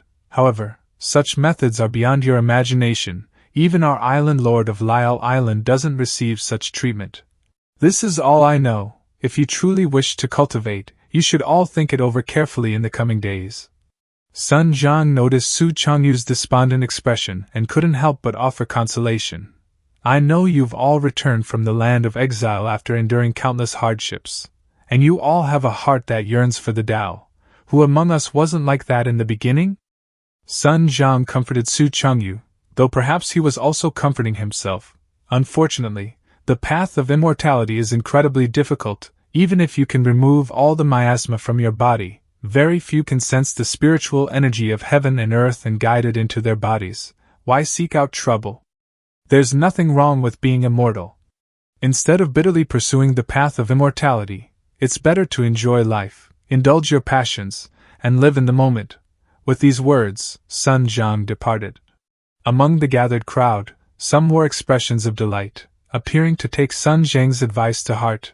Others, unable to accept the sheer difficulty of cultivation, broke down in tears on the spot. Meanwhile, some were fraught with worry, unsure of what to do. Only Su Changyu's face held a steely resolve, as if he had quietly made some firm decision. Only Su Changyu's face held a steely resolve, as if he had quietly made some firm decision. Li Fan presented his spirit talisman, and was led by someone to the residential district in the northern part of Lioli Island. Li Fan presented his spirit talisman and was led by someone to the residential district in the northern part of Lioli Island. Most were single-room structures, but each had a small courtyard enclosed by walls, so it didn't look too shabby. Row 6, Unit 7, this is it. The man handed Li Fan the key impatiently before hurrying off. The room was sparsely furnished, just a bed and a few tables and chairs. It was a far cry from what he was accustomed to. But he paid little mind to such material comforts. After a quick tidy-up, Li Fan settled down to contemplate his next move. It's all thanks to those people from the departed realm. Unfortunately, aside from Su Changyu, this group seems to be entirely mediocre, with no heart for the Tao, incapable of achieving anything great. My immediate goal is to purge the miasma from my body. A spot in the body purification spirit pool may be valuable, but the treasures held in the Taiyan boat should be more than sufficient. Securing a spot won't be difficult if I bring them out. The downside is drawing too much attention. As the saying goes, wealth should not be flaunted. As an outsider with no roots here, suddenly revealing such riches would inevitably attract unwanted attention. I'll need to plan this carefully. Suddenly, a knock at the door interrupted Li Fan's thoughts. Li Fan instantly grew wary. Who's there? It's me. The voice was low, yet vaguely familiar. Without changing his expression, Li Fan took out a dagger from the Taiyan boat, and concealed it in his sleeve. Li Fan cracked the door open just enough to see his visitor. It was that chubby youth who had tried to accost him earlier. Without hesitation, Li Fan moved to slam the door shut. Wait, the youth blurted, hastily wedging a hand in the gap and lowering his voice to a conspiratorial whisper. You're not from Li World, are you? What? Li Fan faltered for an instant. The chubby youth seized the opening to shove his way inside. He looked Li Fan up and down, a sly, predatory glint in his eyes. Who are you, and what is your purpose in sneaking onto Lioli Island? Li Fan countered. How did you know I'm not from the departed realm? The fat man's face twisted into a sneer. When we fell into the water, I vaguely saw you suddenly emerge from underwater. At first, I thought it was an illusion. Later, after thinking it over carefully, I realized you weren't in our group when we left the departed realm. The chubby youth puffed out his chest, oozing smug satisfaction. Li Fan conceded with a nod. It seems you're quite astute and sharp-minded. That chubby fellow added, of course, besides me, not a single one of those idiots noticed a stranger had snuck in. Li Fan pressed. Are you sure no one else besides you noticed? Of course not. How could those fools compare to this young master? The chubby youth's boast died in his throat, choked off mid-sentence. A cold, sharp blade had already pierced through his chest. Li Fan looked down at the chubby youth's body crumpled on the floor, his own face an impassive mask. Li Fan closed the door, dragged the chubby youth's corpse into the tie-in boat, truly clueless. Relying on a bit of cleverness, you discovered I might have snuck in under a false identity, and you couldn't wait to come and threaten me. You don't even stop to think, didn't you people from the departed realm also get your household registration by falsely claiming to be refugees? Now that you have a Lily Island household registration, you really think of yourselves as natives. That immortal master whose face was unclear, the one who came to meet you, and Sun Zheng's Tianbao Lu, they all acted very cautiously, afraid of being found out. Clearly, the identity of being immortal from the land of exile is something that must be kept secret. Tianbao Lu and that group from the departed realm wouldn't dare to investigate this with great fanfare. Even if they investigate and find out the fatty came to see me before he disappeared, now that not even a body can be found, as long as I insist I never saw him, they can't do anything to me. Just as Li Fan predicted, several days passed without anyone paying attention to the chubby youth's mysterious disappearance.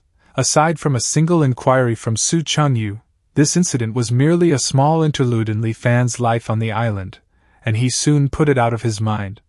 Li Fan spent his time gathering information about various matters on the island. At the same time, he considered how he could use the treasures stored in the tie-in boat in a manner that wouldn't raise eyebrows. Gradually, Li Fan developed a general understanding of Lily Island. The sea surrounding the island was known as the Tsongyin Sea. This Tsongyin Sea was vast and boundless, dotted with tens of thousands of islands, both large and small. Liuli Island was located in the southern part of the central Tsongyin Sea region and was considered a medium-sized island. It was named after the liuli fish, a species abundant in the surrounding waters and known for its exceptionally tender flesh. Liuli fish were not only popular among mortals on nearby islands, but immortal masters as well. This was because the liuli pearls occasionally found within them were used to refine a certain type of pill. Therefore, an immortal master was stationed on Liuli Island, and every year, a certain quantity of liuli pearls had to be presented to them as tribute. Heading out to sea to catch liuli fish was the most popular.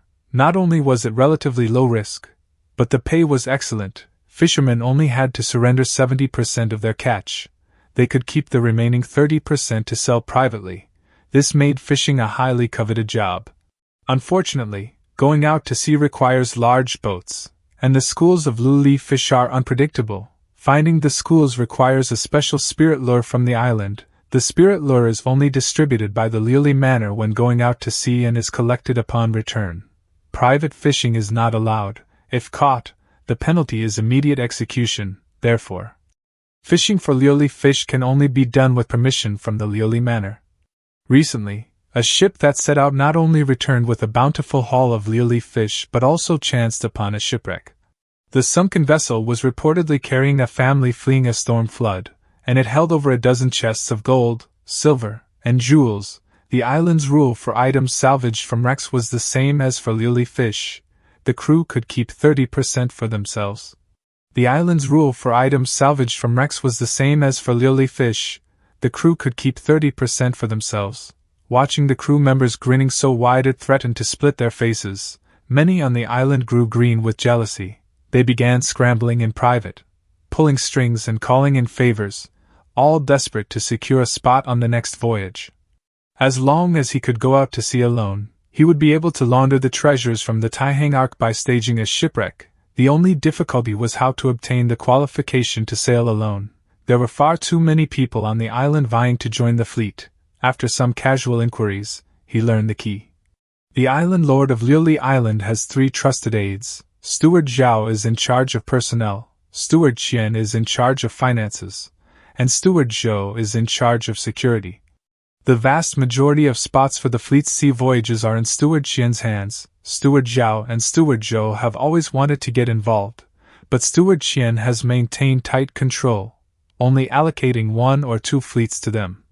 Recalling Manager Zhao's reaction to him on the day he registered for residency, Li Fan thought it might be worthwhile to pay this Manager Zhao a visit. But Manager Zhao wasn't someone the current Li Fan could simply meet on a whim. Li Fan decided his best approach was still through Sun Zhang of the Tianbao Pavilion. After finding out its location, Li Fan went to the Tianbao Pavilion's entrance, seeking an audience with Sun Zhang, but he was met with a shut door. Several men in black at the entrance glared at Li Fan with ill intent, looking ready to fight at the slightest provocation. What kind of status does Elder Sun have? Is he someone you can see just because you want to? Leave immediately. Seeing this, Li Fan had no choice but to leave. Frustrated, he found it strange. Heavenly Treasure Tower is open for business after all. Where is the logic in driving people away without even seeing them?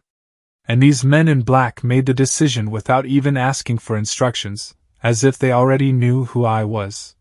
Could it be that something changed with the departed realm people, causing Sun Zhang to turn hostile and ignore me? After some investigation, Li Fan learned what had happened. It turned out that Su Changyu, in his determination to purge the miasma from his body as quickly as possible, had resolutely chosen to become a test subject for an immortal master. Before leaving, Su Changyu had signed his name on that remaining part of the contract. With that, the 3rd stage was complete, and the contract dissipated entirely. There was no longer any connection between Li World and the Tianbao Pavilion. Li Fan remarked with a sigh, "No wonder they suddenly turned hostile and deliberately avoided us. I just didn't expect Su Changyu to be so decisive. I advised him not to be so hasty, but why would he listen?" The speaker was someone Li Fan recognized, Xiaohun, who had previously identified himself in the Tianbao Pavilion's cavern as the Prince of Jinnan's son. If it weren't to save his terminally ill sister, Brother Su wouldn't have been so desperate. Xiaohun seemed to share an exceptionally close bond with Su Changyu, and now radiated utter dejection. Hearing this, Li Fan fell silent, lost in thought. Though Sun Zhang tried to avoid him, Li Fan refused to give up. From the comforting words he'd given Su Changyu, it was clear Sun Zhang wasn't a villain. His earlier coldness was merely to distance himself from mortals of the immortal Forsaken Lands. Li Fan preferred dealing with someone whose character he could somewhat read over a total stranger. Thus, he turned back and once more and stood in front of Tianbao Pavilion. The black-clothed guard at the entrance glared at Li Fan with open hostility. "You kid, why are you back again? Are you looking for death?" Li Fan smiled faintly. He deliberately raised his voice, drawing curious glances from passers-by. "I came to do business with your Heavenly Treasure Tower. You want to drive me away without even talking. Is this your Heavenly Treasure Tower's way of treating guests?" He guard's face flushed with anger, and he moved to strike, but was held back by his companion. After a servant went inside to inquire, the guard returned with obvious reluctance and led Li Fan in. He was seated in a guest's room, where a female attendant served him a cup of tea. Li Fan took a sip. The tea warmed his stomach, and a comforting heat instantly spread through his entire body. "Good tea," Li Fan couldn't help but praise. A man walked in with a smile, speaking unhurriedly. It was Sun Zhang. "Dayu Pale Dragon grows on the submarine volcanic craters around Dayu Island. There are only a dozen or so plants. Now, with the destruction of Dayu Island, this Dayu Pale Dragon has temporarily become a unique rarity. Then I am basking in your light, Elder Sun." Li Fan showed no hesitation, downing the remaining tea in one gulp. Only after Li Fan set the cup down did Sun Zhang narrow his eyes and ask slowly, "The matters of Dali are finished. There should be no more entanglements between you and me. Why have you sought me out again now?" His tone was blunt, and his eyes hid a sharp killing intent, as if Li Fan's answer would determine whether he lived or died. Ignoring the accusatory tone, Li Fan smiled in response. "Elder Sun has misunderstood. I am indeed here to discuss a business deal." Sun Jiang first looked stunned, then scoffed, scrutinizing Li Fan from head to toe. Business? You? Li Fan's expression remained unchanged, his smile unwavering. Seeing this, Sun Jiang gradually grew serious. What business? Li Fan said slowly. I wonder if Heavenly Treasure Tower is interested in a quota for the seafaring fleet. Sun Jiang slowly spoke. Every time the fleet goes out to sea, not to mention the treasures that can be salvaged, just the lily fish and other marine specialties are enough to make a fortune. If I said our Heavenly Treasure Tower wasn't interested, that would be impossible. Sun Jiang stared intently at Li Fan, as if trying to read the truth from his face. But the fleet quotas are firmly controlled by Steward Qian, let alone our tower. Even Steward Zhao can only get 1 or 2 spots. You are a newcomer. What ability do you have to dare scheme for it? Li Fan stated with unwavering confidence.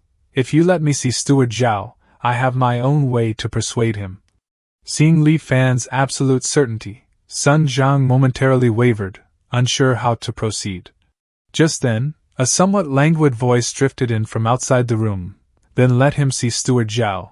It's not a difficult thing. If it fails, chop him up and throw him into the sea to feed the fish. Li Fan's eyes sharpened as he saw a woman in clothes yellow robes step inside. Her face was veiled, and her voice sounded young, perhaps 17 or 18, but her curvaceous figure radiated a mature allure. Greetings, shopkeeper, Sun Jiang said immediately, rising to his feet and offering a respectful bow upon seeing the woman in yellow. Then I thank you in advance, shopkeeper, Li Fan said, his expression unchanged as he cupped his hands in a salute. The woman in yellow said, tilting her head as she sat down opposite Li Fan, you seem to have some confidence. It doesn't look like you're talking big. Li Fan stated plainly, this humble one always keeps his promises, my word is my bond. The woman in yellow let out a soft, tinkling laugh. If it really succeeds, my Heavenly Treasure Tower will want to extract a corresponding benefit. Li Fan nodded, his words startling everyone present. According to the island's rules, 3/10 of the harvest from each voyage can be kept for oneself. I don't want a single cent of those 3/10. Half goes to Steward Zhao, and half goes to your Heavenly Treasure Tower. The woman in yellow was momentarily stunned. She looked him over again, more carefully this time. That's strange. In that case, going to such great lengths, what is it that you want? Li Fan stated frankly. I only want the quota to enter the body-purifying spirit pool once every 3 years. Eh? The woman was truly shocked now. She stared at him for a long moment, as if trying to confirm she hadn't misheard. Li Fan met her gaze without the slightest hesitation. The woman in yellow burst into uproarious laughter, as if she just heard the most hilarious joke in her life. Ha ha ha, please, uncle, you're already at this age, and you still want to learn from others to cultivate immortality. She laughed for a good while, barely managing to get the words out before another wave of laughter overtook her. Sun Jiang looked at Li Fan, his face also a mask of utter skepticism. Li Fan said quietly, only seeking eternal life? I will not regret it even if I die. The woman in yellow fell silent for a long time. She declared finally, good, I agree to this matter. Wait until a date is set, I will send someone to notify you. In that case, it is settled. I live in house number 7, 6th longitudinal outside the city, you can find me there. Li Fan cupped his hands once more, turned, and left. After a long silence, Sun Jiang could no longer hold back. Shopkeeper, about that spot in the body-purifying spirit pool. The woman in yellow calmly replied, although the competition for spots in the body-purifying spirit pool is fierce every year, my Heavenly Treasure Tower is not without the strength to compete. She revealed a confident smile and continued, if he can truly secure a seafaring fleet, then in just 5 years, the profits brought by the fleet would be enough to cover the cost of a spot. This business is a sure win with no loss. However, she frowned, a delicate crease forming on her brow as she looked in the direction Li Fan had departed. What is it? Sun Jiang couldn't help but ask. That man's eyes looked quite scary. The woman in yellow patted her chest lightly, as if still somewhat shaken. Sun Jiang's face froze stiff, rendered speechless. On the way back, he stopped by a pharmacy and purchased the profound yellow heart-cleansing incantation along with the matching medicinal herbs. Even if everything went smoothly, it would still be 2 years before the body-purifying spirit pool opened. He might as well try cultivating it first to see the effects. Perhaps he, Li Fan, possessed astonishing natural talent, and could purge the miasma from his body on his own, without needing the full 2 years. For the next few days, he stayed at home cultivating, waiting to meet Steward Zhao. Who would have thought that before he even met Steward Zhao, he would hear a rather shocking piece of news. Su Changyu was dead. In the end, Su Changyu simply wasn't able to hold on. He reached his limit and died in just 7 or 8 days. When his body was brought back, Li Fan went to take a look. It was a truly horrifying sight. These people from the departed realm were newcomers and couldn't even scrape together enough money to buy a grave plot. They had originally planned to bury him at sea. But he couldn't bear to watch that. So he took out some money to let Su Changyu rest in peace in the earth. Everyone was heartbroken. Among them, Xiaoheng wept the most bitterly. Li Fan, however, didn't have any particularly strong feelings, just a faint sense of melancholy. In his eyes, Su Changyu had carried himself well and possessed considerable mental fortitude. While not a once-in-a-century prodigy, he was certainly no mediocre man. Of the entire group from the Li world, Li Fan had thought him the most likely to make something of himself. Yet such a man died silently and without fanfare, unable to clear the preliminary hurdle of dispelling miasma. The path of immortality was arduous. Li Fan felt this truth more keenly than ever. And as he continued his cultivation of the profound yellow heart-cleansing incantation, this feeling grew even more. The facts proved that Li Fan was no unparalleled genius either. For nearly a month, he lived in seclusion, cultivating the heart-cleansing incantation every day. Generally speaking, even those with mediocre aptitude would see obvious effects, such as improved spirits and sharper thinking, after cultivating it for half a month. But a month passed, and surprisingly, he didn't feel any changes. Li Fan wasn't anxious, simply treating it as a daily cultivation ritual to perform. Another half-month passed like this before Li Fan finally received a summons from the Tianbao Pavilion. Following the messenger, Li Fan met Manager Zhao in one of Tianbao Pavilion's private courtyards. Li Fan said, cupping his hands in greeting, "Manager Zhao, it's been a while." Manager Zhao glanced at Li Fan and went straight to the point. "I heard from the people at Heavenly Treasure Tower that you want a spot for a seafaring fleet. Your appetite is quite big. What backing do you have?" Li Fan asked with a slight smile. "A fleet going out to sea seeks nothing but profit. I wonder, Manager Zhao, how do you think the profit from catching liliui fish compares to retrieving treasures directly from sunken ships on the ocean floor? Salvaging treasure is worth several regular fishing trips, but how could one encounter such a good thing every time?" Instead of dismissing Li Fan's words immediately, Manager Zhao considered them seriously for a moment. "I've been on this island for over a dozen years, and in my memory, there have only been a few scant times with major harvests." Li Fan continued, "If I were to command a fleet, I can guarantee that every time we go out to sea, we will bring back a certain amount of treasure." A strange light flickered in Manager Zhao's eyes as he scrutinized Li Fan closely. Then, he stroked his beard and muttered, "Unexpectedly, he didn't lie." Now it was Li Fan's turn to be surprised. "I indeed did not talk big. But I wonder how you figured that out, Manager Zhao?" Manager Zhao chuckled softly. "I was born with a pair of unique eyes that can recognize talent and distinguish truth from falsehood. Just now when you spoke, I only saw a soft white light emitting from your body, proving that your words were true and you harbored no ill intentions. To think there is such a unique art?" Li Fan was genuinely startled. "On the day of registration, Manager Zhao, your attitude toward me seemed slightly different from others. Did you see something then?" Manager Zhao explained with a wry smile. "I only saw that you were extremely wealthy and had quite a bit of blood on your hands, obviously not an ordinary person. That's why I was a bit polite to you, forming a good karma in passing." As he listened, a thought occurred to Li Fan. "In that case, on the day we registered, you realized that Sun Zhang from Heavenly Treasure Tower was not speaking the truth?" Manager Zhao said dismissively, "So what if it's true? So what if it's false?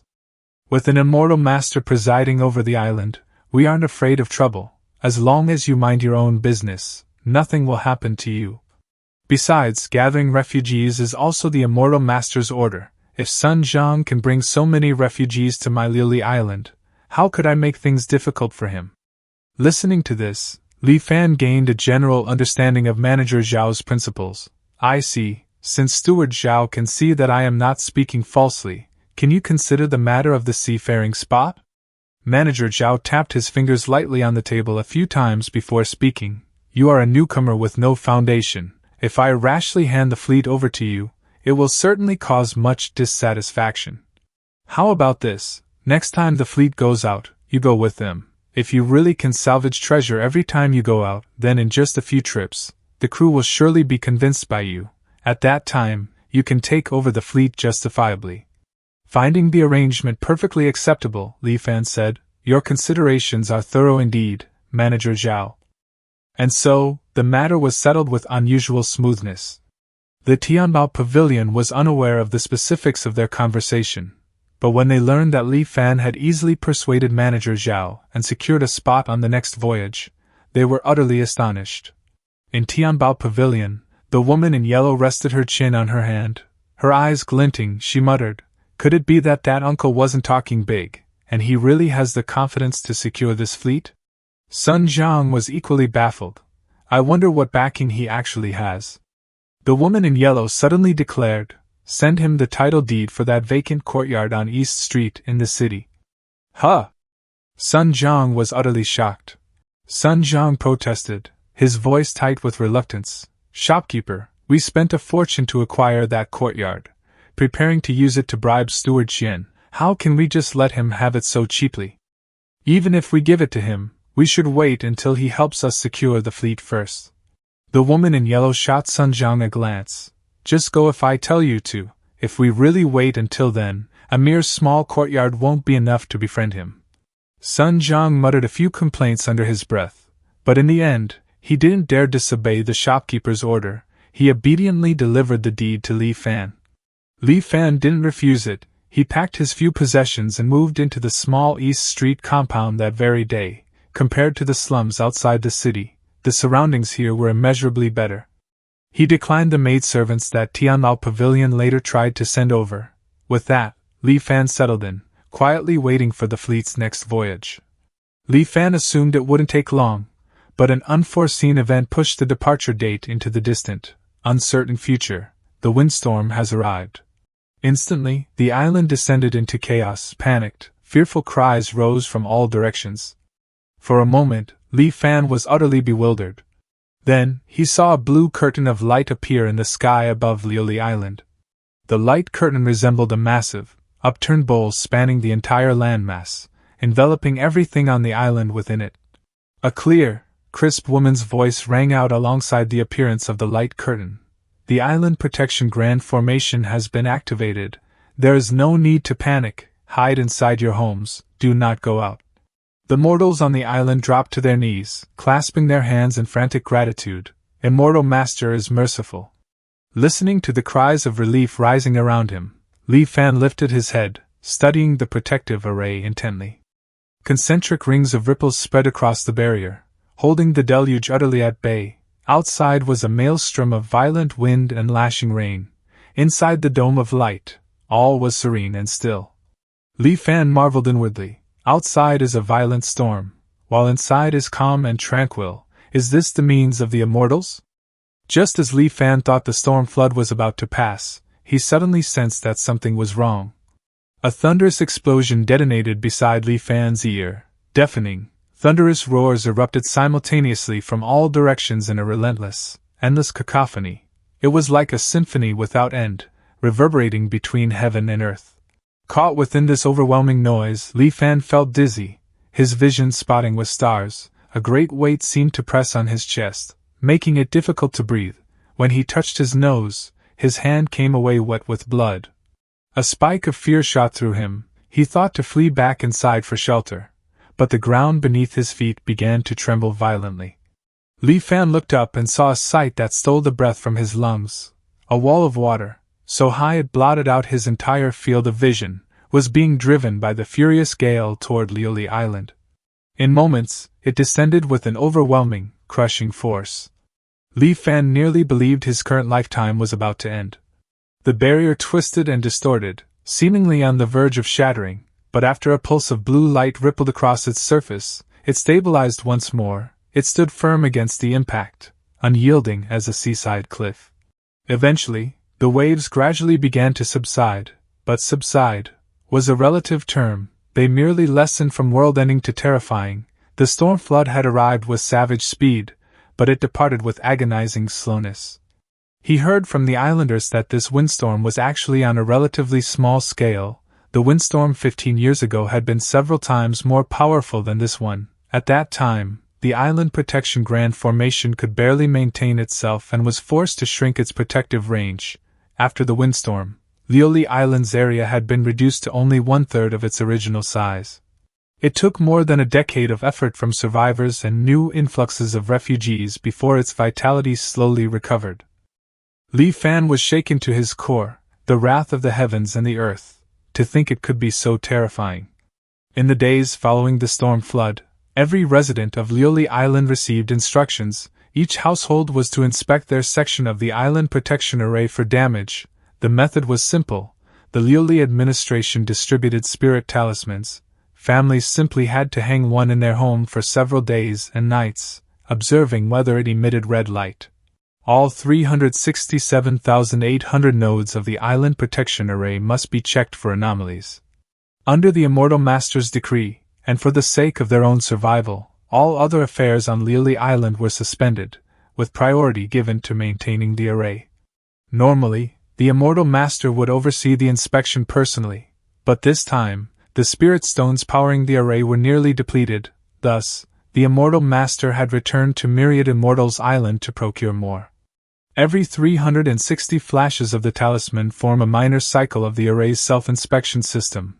Li Fan recalled the instructions given with the talisman. 360 minor cycles form a major cycle. If no red light appears during a major cycle, the array is intact. Li Fan stared intently at the spirit talisman before him, a trace of admiration rising in his heart. This island protection array is immense, yet incredibly precise. It's difficult to imagine how it was constructed. 5 days later, the result allowed the entire population to exhale in relief. The island protection array was undamaged. When the Immortal Master returned with a sufficient supply of spirit stones, the residents' worries vanished completely. Life on Lioli Island gradually returned to normal. In the following months, survivors from other islands occasionally arrived on Lioli seeking refuge. Of course, the vast majority of people on their islands had perished in the recent storm flood. The Tsongyang Sea was vast and boundless, containing countless islands, large and small. Only islands that produced unique resources were fortunate enough to have an Immortal Master stationed permanently. During these few months, he didn't stay idle. He persisted in cultivating the profound yellow heart-cleansing incantation every day, and finally, there were results. Both his upper limit of psychological age and his psychological age had increased again. Though the margin wasn't large, it still filled him with energy. Another month passed in this manner until Li Fan finally received a message from Manager Zhao. The storm flood in the Tsongyang Sea had completely subsided. The fleet's next voyage would soon take place. Among the crew, many were setting out to sea for the first time like Li Fan. Their faces were alight with excitement, their eyes brimming with the hope of striking it rich overnight. Some sailor members showed visible worry and couldn't stop complaining. What in the blazes is the island master thinking, pulling a stunt like this? The ship with the smallest hull gets branded unfit and stripped of sailing rights for good? How are we supposed to swallow that? Sigh, don't even mention it. It's all because of that damned storm flood. You know Coral Island in the south? I heard in private that their island protection array shattered. The entire island was wiped flat, and the tribute they owed? It's been dumped on us, Lioli Island. What kind of situation is this? How will we live in the future? It's said that it's only temporary. We just need to make up for what was owed before. At that moment, Zhang Haobo, a man with sun-bronzed skin, strode over and began berating the sailor. Look at your cowardly appearance. Why don't you look on the bright side? Doesn't the first place also have a reward? The share of the harvest is increased from 30% to 50%.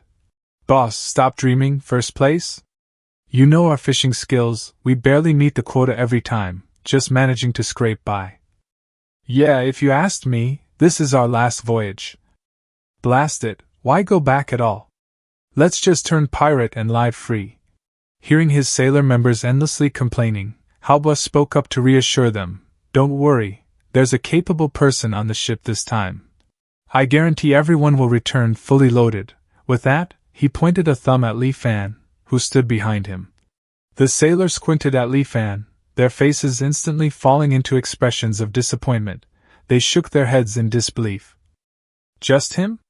So pale and clean, has he ever been to sea? The man bellowed, his anger seemingly genuine. You blind fools, you don't recognize a noble person. This is a great talent specially invited by Manager Zhao, and he will take over our ship soon. You all be more polite. At these words, chaos erupted aboard the Tsengyuan. Boss, you've been the captain of this Tsengyuan for almost 10 years. How can you just give it up like that? Exactly. My life was saved by you, boss. If they want to drive you away, I, Lu San, will be the first to disagree. The sunbronze man glanced back at Li Fan, a conspiratorial smile briefly touching his lips. Humph. Why don't we just throw him into the sea to feed the fish once we set sail? It's perfectly normal for someone to die at sea anyway.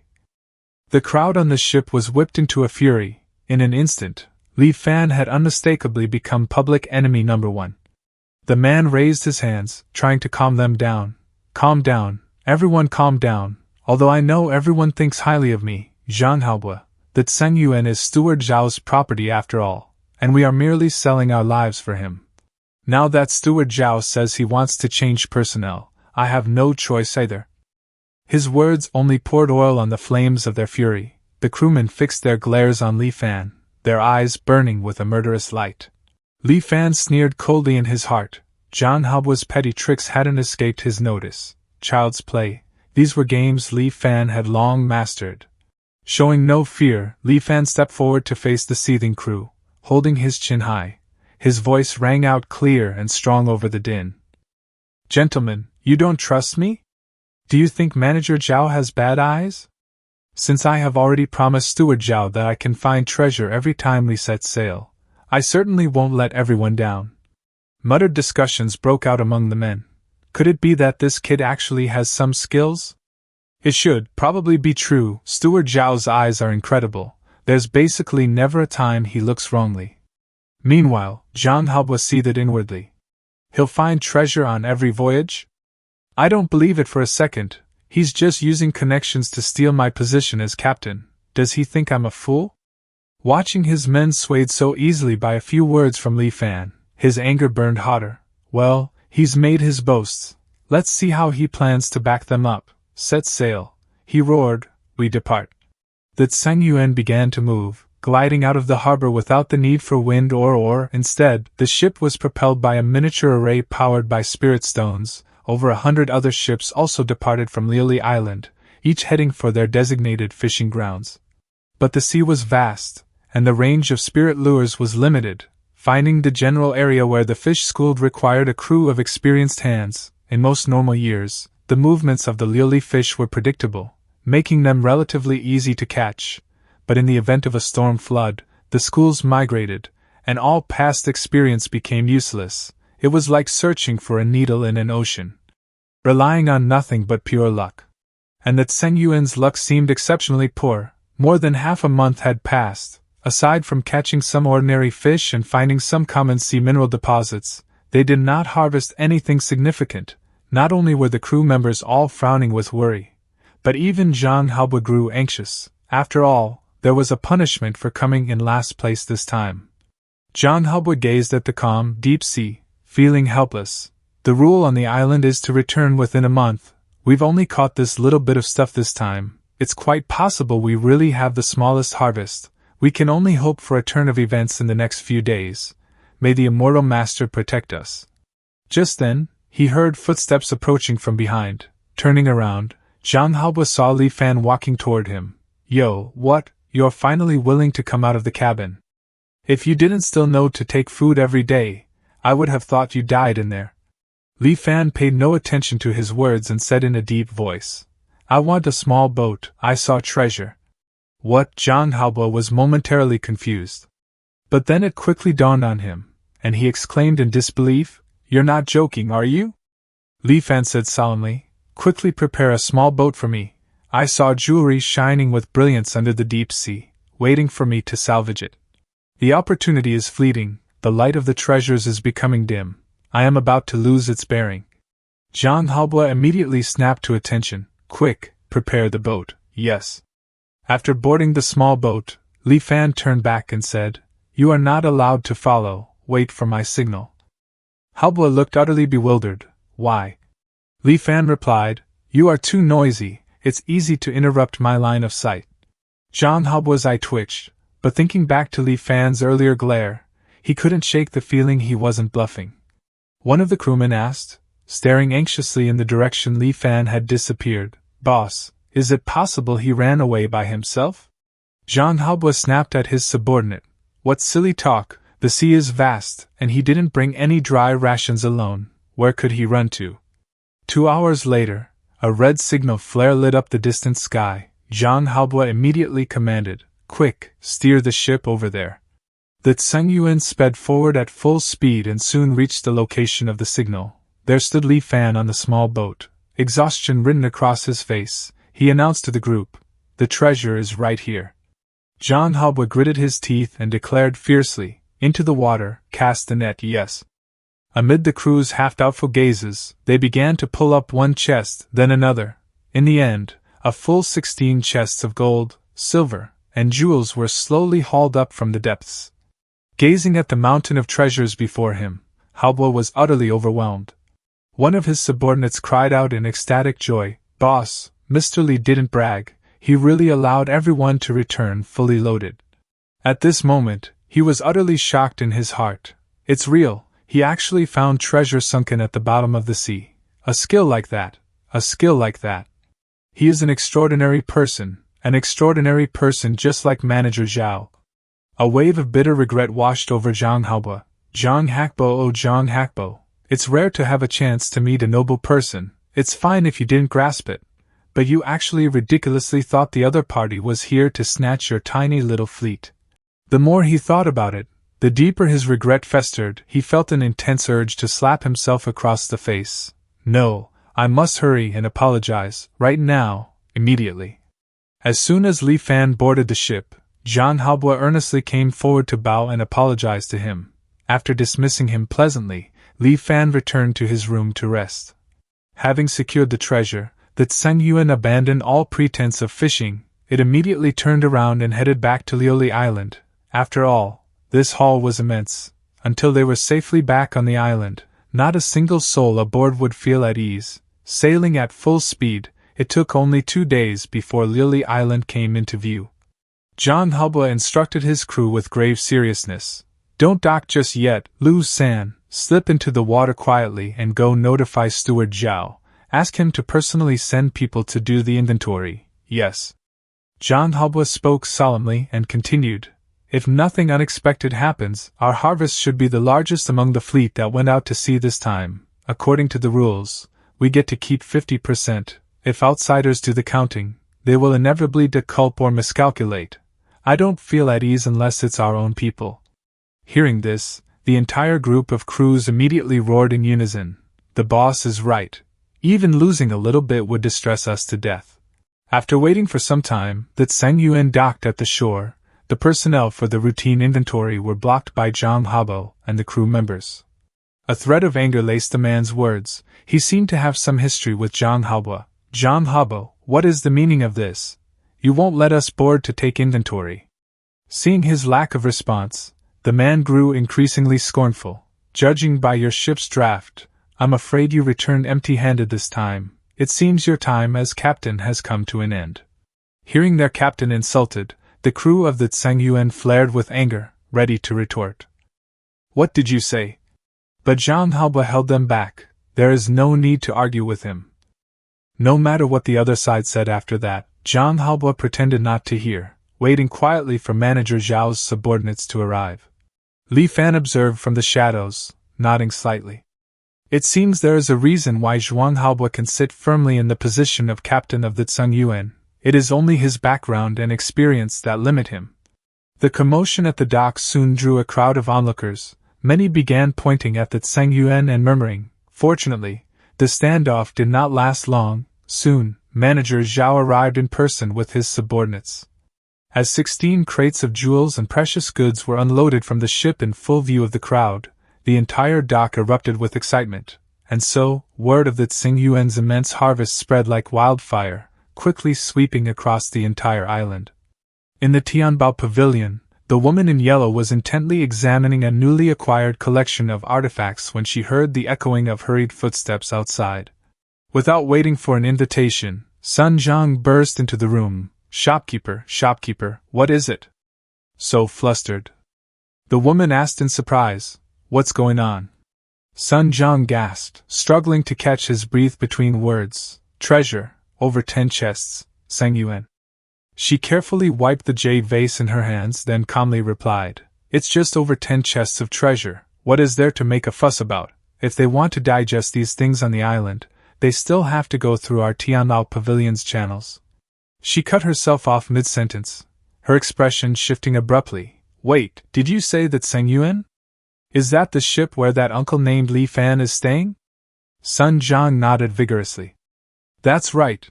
No wonder that guy could persuade Manager Zhao. He was absolutely certain he would find treasure as soon as he went out to sea. This ability is just like our Tianbao Pavilion's grand shopkeeper. The woman in yellow quickly issued instructions. Go arrange it immediately. See when we can invite him for a meal. Also, send someone to clean up tower, and then send the title deed over to him. Yes, Sun Zhang started in surprise, but this time offered no argument, hurrying out to carry out his orders. Left alone in the room, the shopkeeper's whisper was barely audible. Could he be a spirit-channeling treasure physique? The legendary spirit-channeling treasure physique. As long as rare treasures exist within a certain range of oneself, one will sense them. The grand shopkeeper of Tianbao Pavilion, Yuding, my older sister, possesses this special constitution.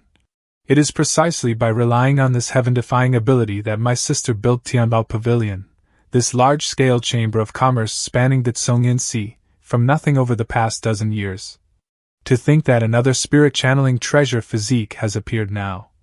Li Fan was currently at Manager Zhao's residence. Manager Zhao said, beaming with satisfaction, you truly are extraordinary. Fishing up 16 chests of treasure on your first time out to sea, you really gave me a huge surprise.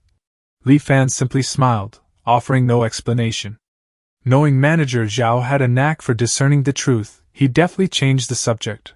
The harvest this time was indeed substantial, but I'm afraid it will be hard to get this much in the future. Manager Zhao waved it off. That stands to reason. How could one have such luck every time? He took a sip of tea before continuing.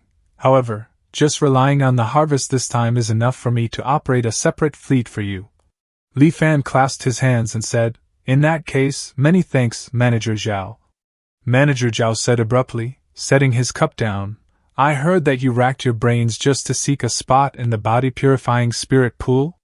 Li Fan admitted with a sigh, looking as though a wave of profound weariness was washing over him. That is precisely so. Even with inexhaustible treasures, one will turn into a pile of yellow earth after 100 years. Only by seeking immortality and asking for the Tao, and witnessing eternal life, is this trip to the world not in vain. Manager Zhao studied Li Fan for a long, silent moment before finally sighing, at your age, to still have a heart that yearns for the Tao, I am inferior to you. A complex, almost pained expression flickered across his face, as if recalling a distant memory.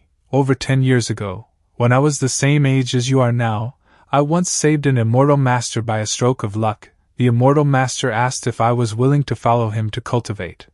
Manager Zhao's voice grew heavy, but I knew I had long passed the best age for cultivation. Even if I cultivated, I might not achieve anything. Moreover, the older one gets, the more deep-rooted the miasma in the body becomes, and the more painful it is to remove.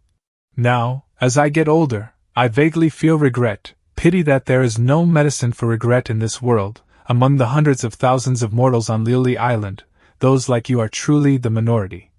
You flatter me, Li Fan said, steering the conversation back. I wonder regarding the matter of the quota for the body-purifying spirit pool, Manager Zhao. Manager Zhao explained, shaking his head. I cannot help you with this matter. The opening of the body-purifying spirit pool requires the island's immortal master to preside over it, and the quota is also decided by the immortal master. 1 year before opening the spirit pool, the immortal master will announce the required materials. Each family collects the materials on the list and hands them over. The quota is decided based on the amount of contribution points. He added, however, you don't need to worry. Tianbao Pavilion has open branches on every island in the Tsungyan Sea. If we talk about the ability to collect materials, there aren't many on Lili Island who can compare to them. The image of the woman in yellow flashed in Li Fan's mind. Tianbao Pavilion. The moment he returned to his compound, Sun Zhang showed up at his door. He had clearly been waiting for some time. Your shopkeeper is looking for me for something? Coincidentally, Li Fan had been wanting to see her again anyway, so he readily agreed. As for the deed to the Quietude Manor that Sun Zhang had brought, Li Fan did not accept it. He wanted to meet with the woman in yellow first. In the room, there was only one person. She still wore the same yellow attire, but the veil covering her face had already been removed. I believe I haven't introduced myself properly. Yin Yuzhen, shopkeeper of the Liuli Island Tianbao Pavilion. Li Fan. Yin Yuzhen laughed lightly. Humph, uncle, you really are concise. Li Fan stated frankly, a mortal, there is really nothing worth saying. Spirit channeling treasure physique, is it not worth mentioning in uncle's eyes either? Yin Yuzhen asked. A teasing, almost challenging smile played on her lips. Li Fan said, oh? What's spirit channeling treasure physique? I don't know. Yin Yuzhen pressed, unconvinced. Then how did you find the location of the treasure in the vast sea? Just a feeling in my heart. Yin Yuzhen puffed out her cheeks, thinking to herself, you still say you aren't spirit channeling treasure physique? But seeing that Li Fan genuinely seemed unaware, she reluctantly explained the nature of the treasure-attuned body to him. So you're saying, your sister is also a spirit channeling treasure physique? How old is she? What does she look like? Where was she 20 years ago? Where is she now? Li Fan asked several baffling questions in a row, leaving Yin Yuzhen thoroughly confused about his intentions. Abruptly, a possibility seemed to dawn on her. She stared at Li Fan, her face paling. Don't tell me, you're our long-lost father? But she quickly dismissed the idea herself. That's not right, you don't look anything like us. I'm just curious, Li Fan said dismissively, ignoring the girl's flighty train of thought. Yin Yuzhen nodded repeatedly, wearing an expression of deep understanding. Fine, curiosity about one's own kind, I get it. Yin Yuzhen sighed and began speaking slowly. We were originally from Yelan Island in the north. Our parents died in a disaster when we were young, leaving only my sister and me to depend on each other. In my memories, my sister and I could only rely on begging to survive every day, never knowing where our next meal would come from. Yin Yuzhen recalled. But starting from I don't know when, my sister could always find various valuable things in different places, so our days got better day by day. Later, my sister even established Tianbao Pavilion single-handedly. Her eyes filled with nostalgia. It's a pity that I haven't seen my sister for several years. Li Fan frowned. Where did she go? 3 years ago, my sister was chosen by a passing immortal master and taken away. At the beginning, she would send people to bring us messages to say she was safe. But later, we never heard any news from her again. Li Fan couldn't help but ask, taken away by an immortal master? Could it be he took her to cultivate immortality? Yin Yuzhen sighed. If only that were true. In the letters my sister sent back previously, she used a secret code only the two of us understand to tell me that her current situation was very dangerous, and if she stopped contacting me, it meant she might have met with misfortune. She told me not to go looking for her either. Hearing this, Li Fan asked, could it be the trouble invited by her special physique? She also felt puzzled. My sister is just a mortal. What she can sense are only things of some value to mortals. These treasures, in the eyes of those immortal masters, are no different from scrap metal.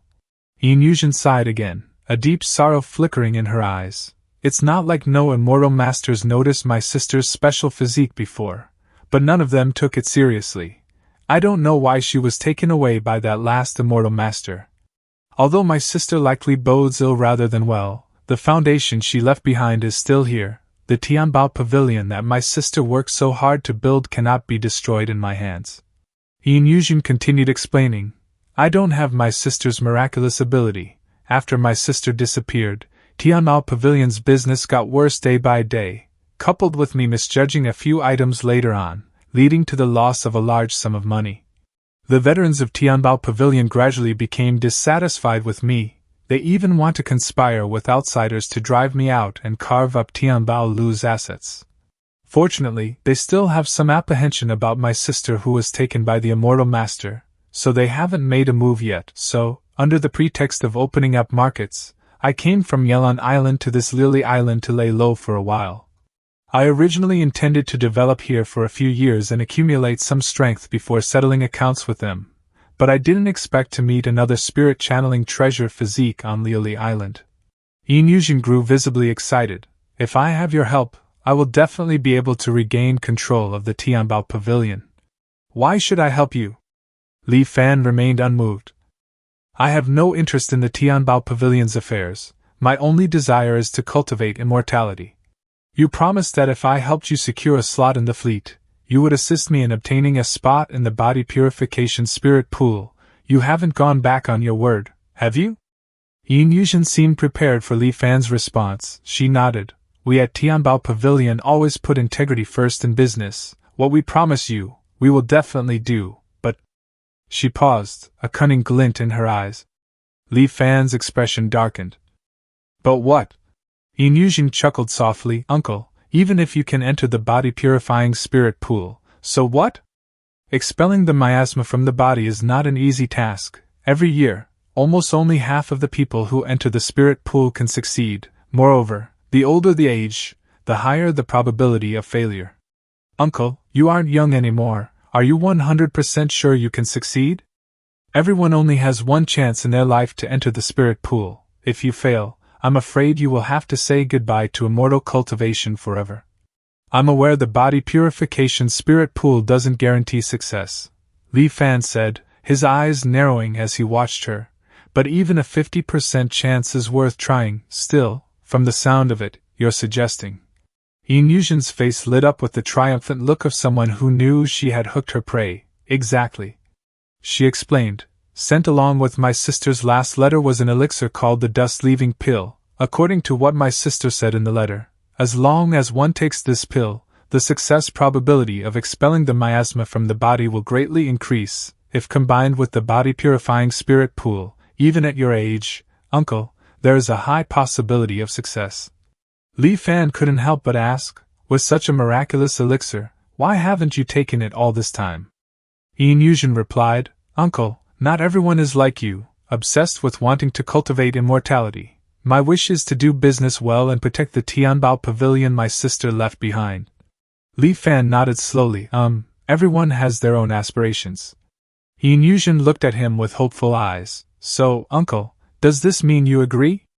Li Fan pondered for a moment, not immediately committing. Let me go back and consider it. I will give you an answer in 3 days. All right, then, Uncle, I'll await your news. Though slightly disappointed, Yin Yuzhen nodded in acceptance. Farewell. Yin Yuzhen watched Li Fan's retreating figure, her expression turning serious as she mused to herself. I hope I didn't see it wrong this time. Li Fan made some discreet inquiries and confirmed that Yin Yuzhen had not lied about the dust-leaving pill. 3 days later, he met with her once more and agreed to her request. They settled on an arrangement. Before the body purification spirit pool opened, Li Fan would periodically help the Tianbao Pavilion acquire a certain quantity of treasures. When the spirit pool opened, Yin Yuzhen would then hand the dust-leaving pill to Li Fan.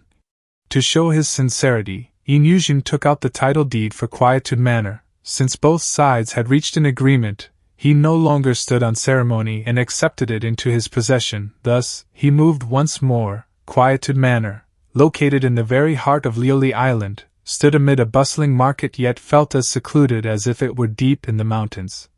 During the year he lived at the Quietude Manor, Li Fan first completed 3 official voyages with the Lily Island's fleet. Each time, he returned with several chests of treasure, shocking the entire island and successfully securing a ship's slot for the Tianbao Pavilion.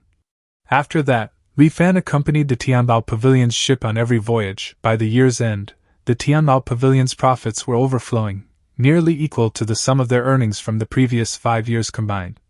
He had also built considerable prestige among the Tianbao Pavilion's members. Everyone who saw him regarded him with a mixture of respect and fear. However, he did not slack off on cultivation either. Over the past year, whenever he had free time, he painstakingly cultivated the profound yellow heart-cleansing incantation. Finally, something happened that filled him with joy. The charged progress of Return to Truth had accelerated.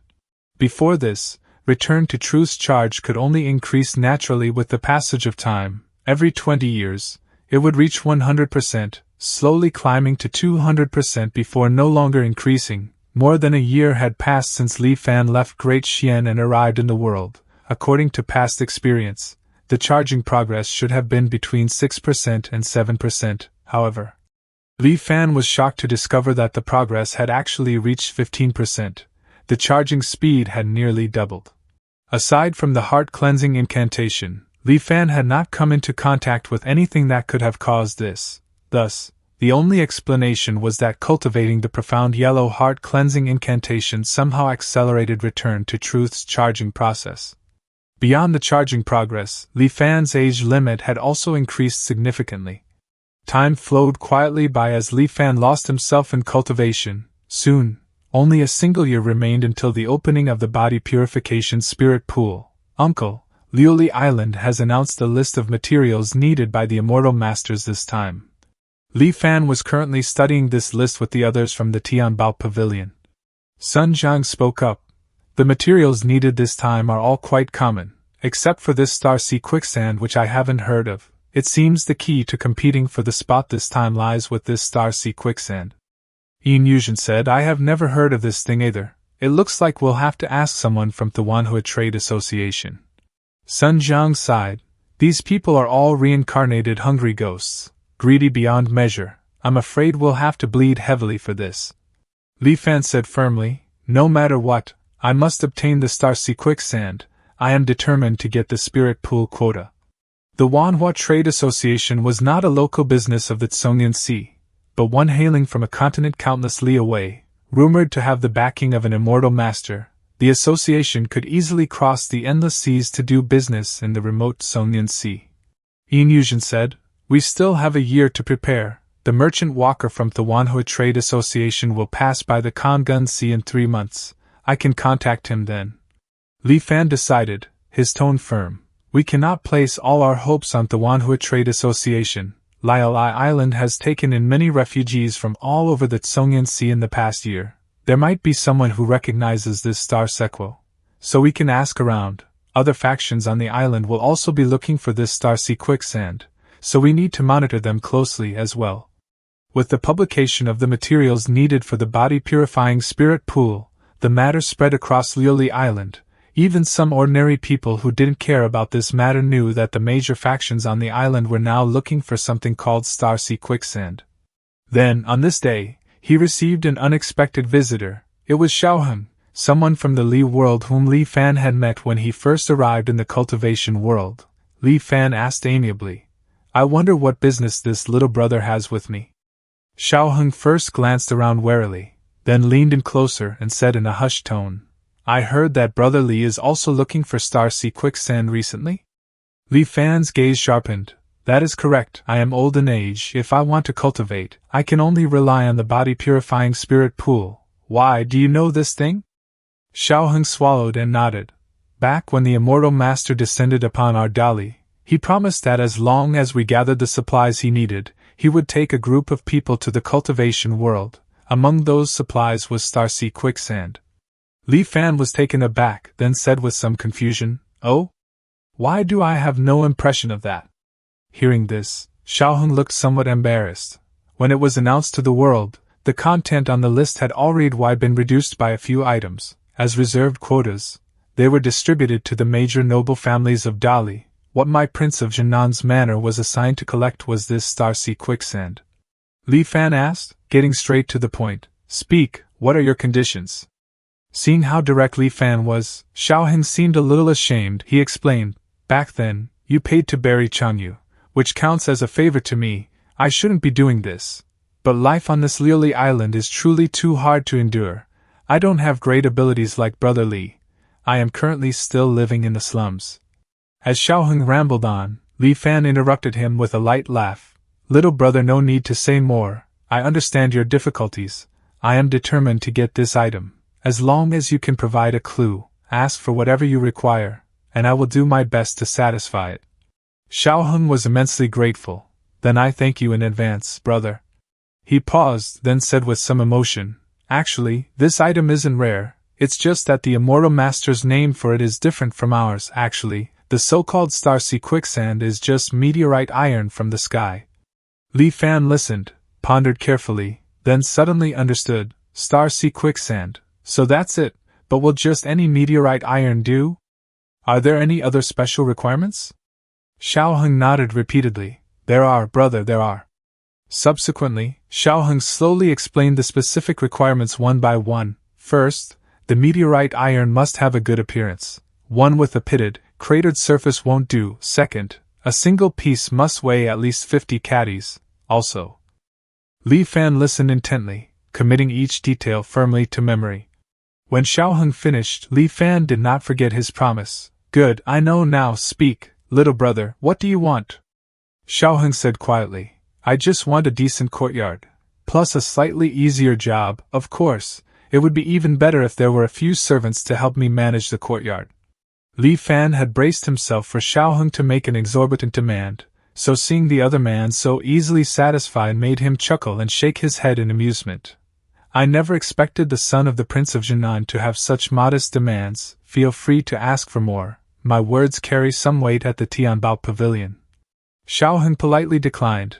I know my own capabilities. Being able to eat well and live well, without living so tirelessly, is enough to satisfy me. If I suddenly possessed wealth that made others jealous, it would be easy to invite disaster instead.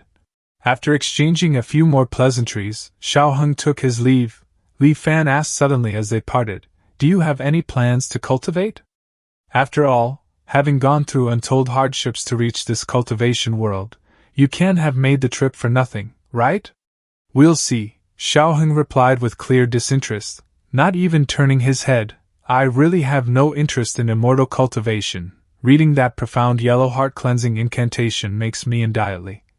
After seeing Xiaoheng off, Li Fan hurried to the Tianbao Pavilion. He found Yin Yuzhen and repeated Xiaoheng's explanation of Starsea quicksand. Yin Yuzhen was surprised. Starsea quicksand is meteorite iron? That simple? Li Fan stated. He shouldn't be lying, but we still need to verify it. Didn't you say the merchant walker of the Manhwa Trade Association is coming to Liuli Island soon? When the time comes, we might as well probe him for the truth. Yin Yuzhen agreed. That's a good idea. If we can save a sum of money, that would be best. Li Fan continued. No matter what, we still need to secretly purchase meteorite iron that meets the requirements. Right now, not many people know about this. But that might not be the case before long. Li Fan thought for a moment, then patiently added more instructions. Additionally, when purchasing, we must mix it with other items to deceive others and confuse the public. At the same time, we can order people to release fake news about Starsea quicksand in the market to muddy the waters. After listening to Li Fan's methodical arrangements, a flicker of curiosity ignited in Yin Yuzhen's eyes. Uncle, you really aren't simple. Before, I only knew you had the spirit-channeling treasure physique. I didn't expect you to have a foolproof strategy for everything. She couldn't help but ask, Uncle, what did you do before? He only had 9 lifetimes as Grand Tutor, my baby. Li Fan said dismissively, just taught people to read. Yin Yuzhen's expression showed she didn't believe him. All right, I'll leave these matters to you to handle. I still need to cultivate. Unless there is a special situation, do not disturb me. By the way, handle the matter I promised Xiaoheng as well. Li Fan gave his final instructions and then left the Tianbao Pavilion. Yin Yuzhen stared blankly in the direction Li Fan had departed. Her eyes filled with utter bewilderment. Great auspiciousness. How can even a small matter like helping Xiaoheng be great auspiciousness? Has my seeking good fortune and avoiding evil malfunctioned? Although I don't have the ability to sense treasures like my sister, but since I was young, I have been able to foresee the auspiciousness and ominousness of events. Since meeting Uncle, my premonitions for every task he has assigned have shown signs of great auspiciousness.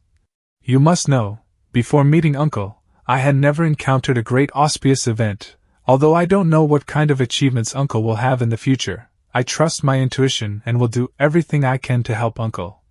Thus, under Inyusion's authorization, Tianbao Pavilion began to operate at full capacity. Tianbao Pavilion released a large amount of fake news about Starsea Quicksand. Knowing there might be a trap, other factions chose to wait and watch at first. However, one faction held the mindset of buy it first, even if it's fake we can sell it again, and purchased items related to the rumors on a large scale. Consequently, other factions couldn't sit still and joined the purchasing army. For a time, prices on Lily Island skyrocketed, and chaos ensued. Meanwhile, Li Fan, the architect of this turmoil, remained within the quietude manor, quietly cultivating. 3 months passed before Inyusion finally made contact with the commercial agent from the Manhwa Trade Association. At dawn, she and Li Fan boarded the Tianbao Pavilion's private vessel and left Lily Island, their ship laden with goods for the transaction. After sailing north for dozens of li, they reached the designated meeting point. They saw a flying boat abruptly appear in the sky. A boisterous laugh echoed from the flying boat once it stabilized. Ha ha ha, shopkeeperine, long time no see. The vessel measured roughly 50 meters long, about half the size of the tie-in boat's intermediate configuration. It descended swiftly, coming to a graceful halt upon the water's surface.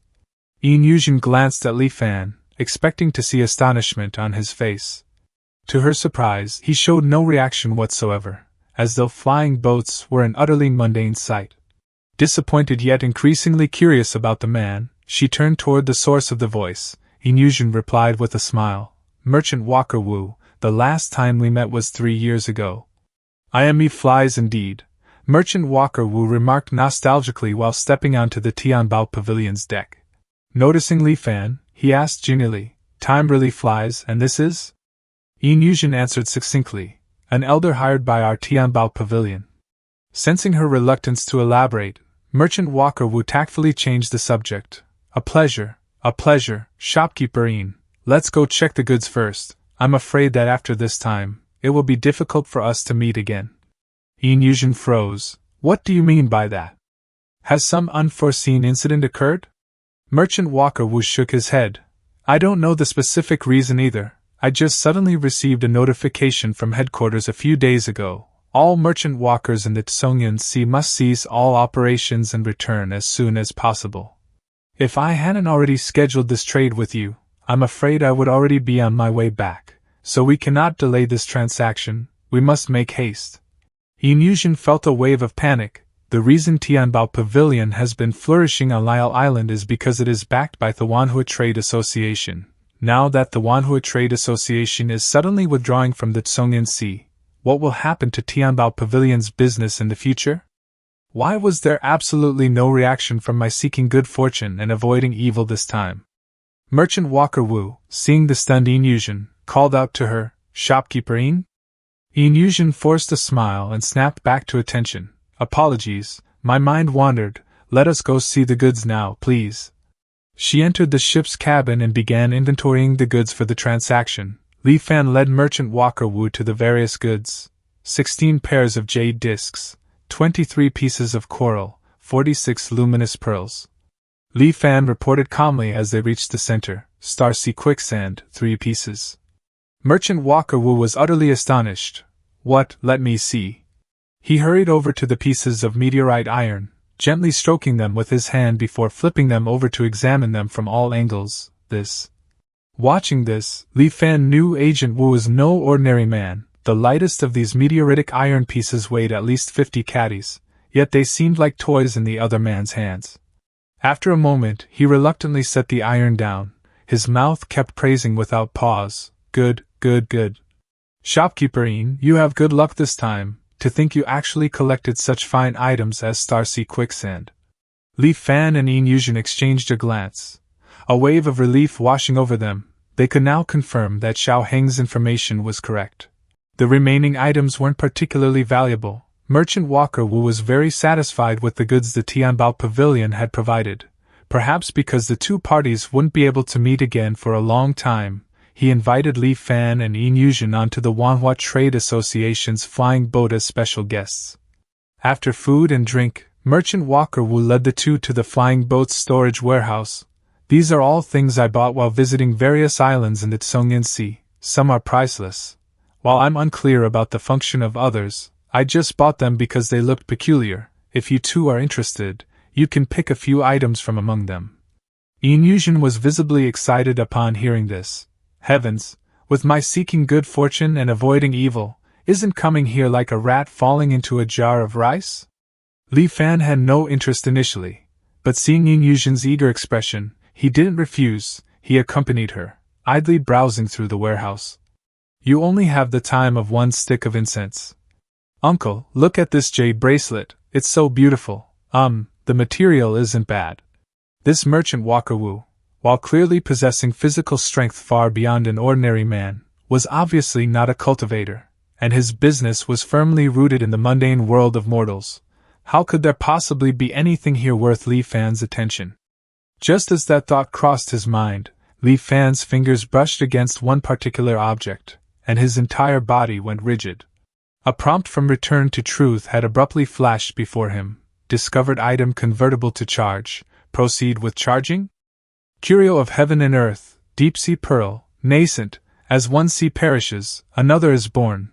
Li Fan was utterly astonished to encounter a curio of heaven and earth here, and one that was still nascent, not yet fully formed.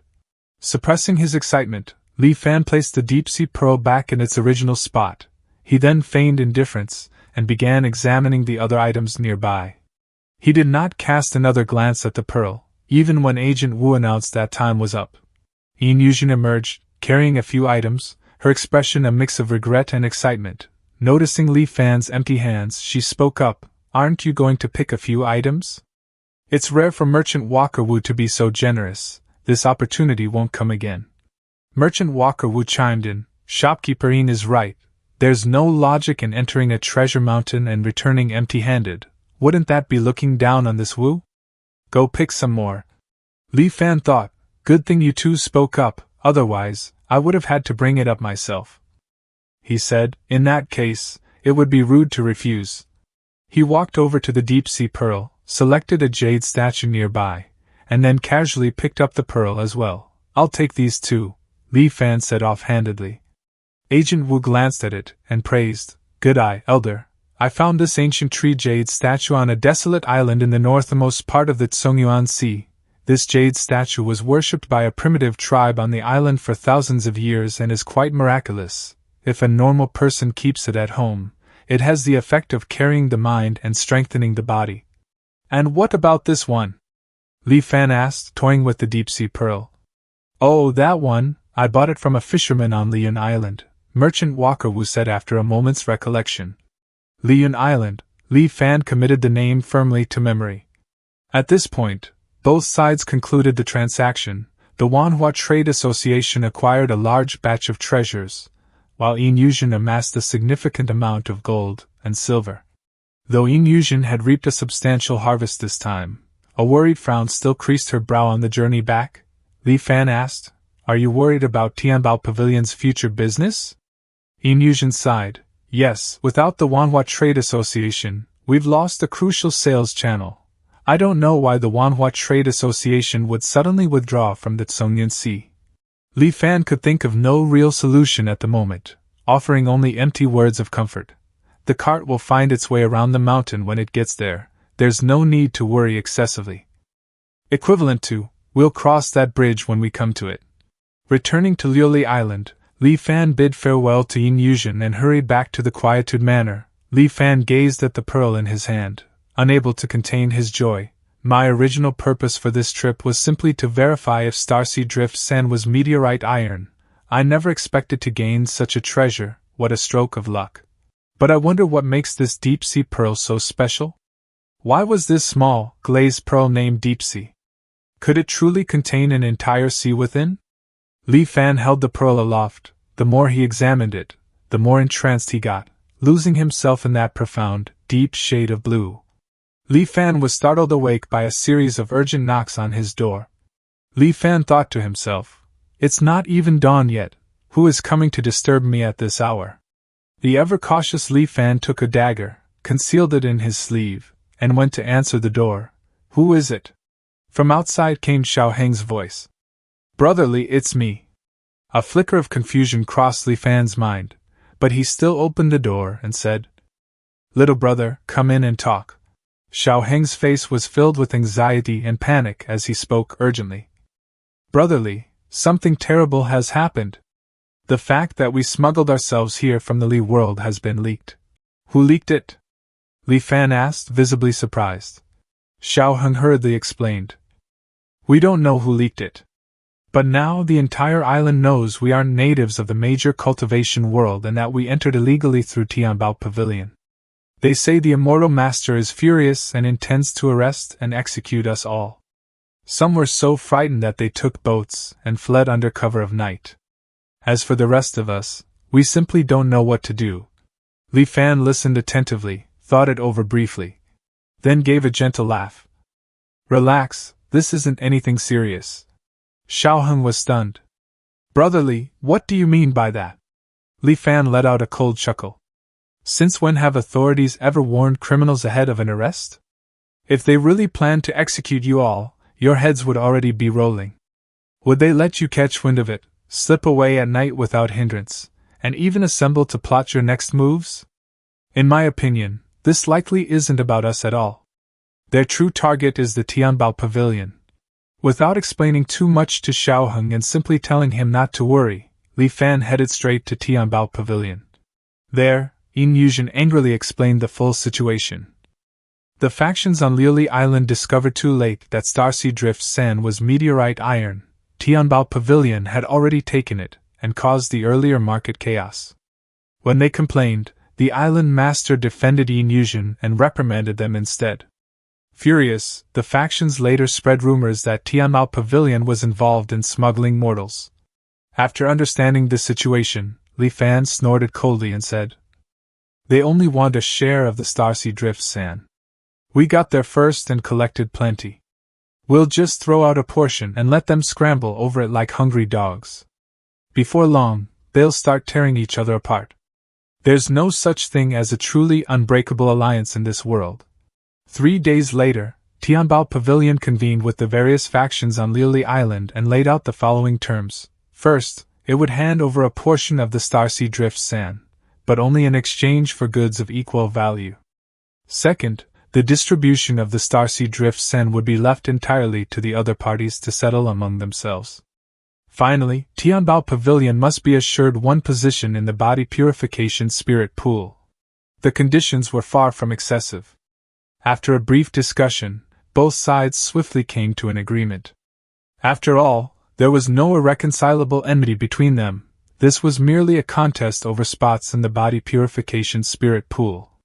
In this way, by sacrificing several dozen pieces of meteorite iron, Tianbao Pavilion successfully extricated itself from the chaotic contention. Almost at once, the rumors of smuggling disappeared from the island. The other factions, now fully absorbed in battling over the meteorite iron, no longer had any energy left to target Tianbao Pavilion. Time passed by steadily, and the day of the body purification spirit pool's opening swiftly approached. Once it opened, he would be able to cleanse the miasma from his body and officially set foot on the path of cultivation. At this moment, Yin Yuzhen happily handed Li Fan a purple pill, the mundane leaving pill. The day of the spirit pool's opening finally arrived. Li Fan swallowed the mundane leaving pill given to him by Yin Yuzhen. Under the directions of a designated guide, he entered the array at the center of Liuli Island. Among the 13 who entered the central array, only Li Fan wasn't a teenager. They had been instructed not to speak carelessly, so they simply looked around with excited, curious eyes. The instant they entered the array, the scene around them transformed entirely. It felt as though they had been whisked in the blink of an eye from a crowded city to the depths of an ancient mountain forest.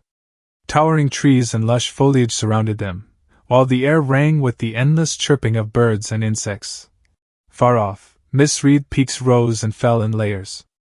A gentle breeze drifted by, carrying a ceaseless rustle like the sound of distant waves.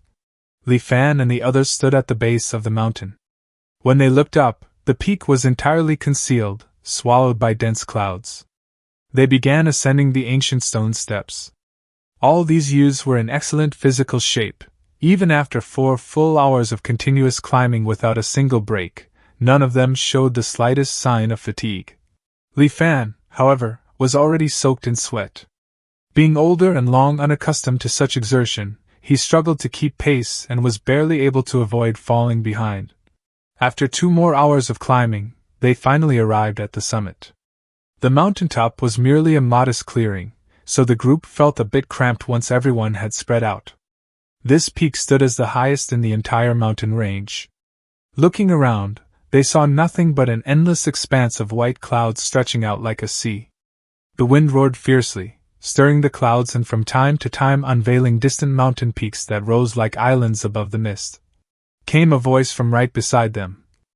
"What do you make of the scenery?" The youths were startled for a moment, then quickly regained their composure.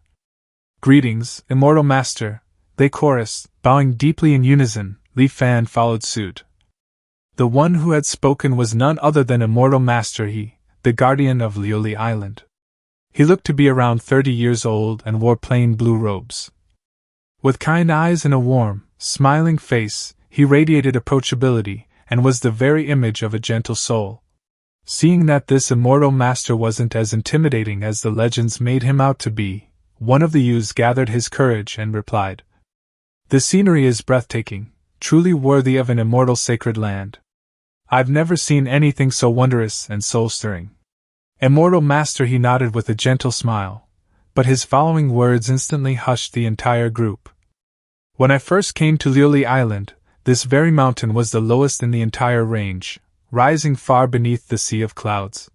Did you know that the mountains and rivers of this world can also grow taller over time, just as people do?" Hearing this, a nearby youth asked in astonishment, Is that truly possible?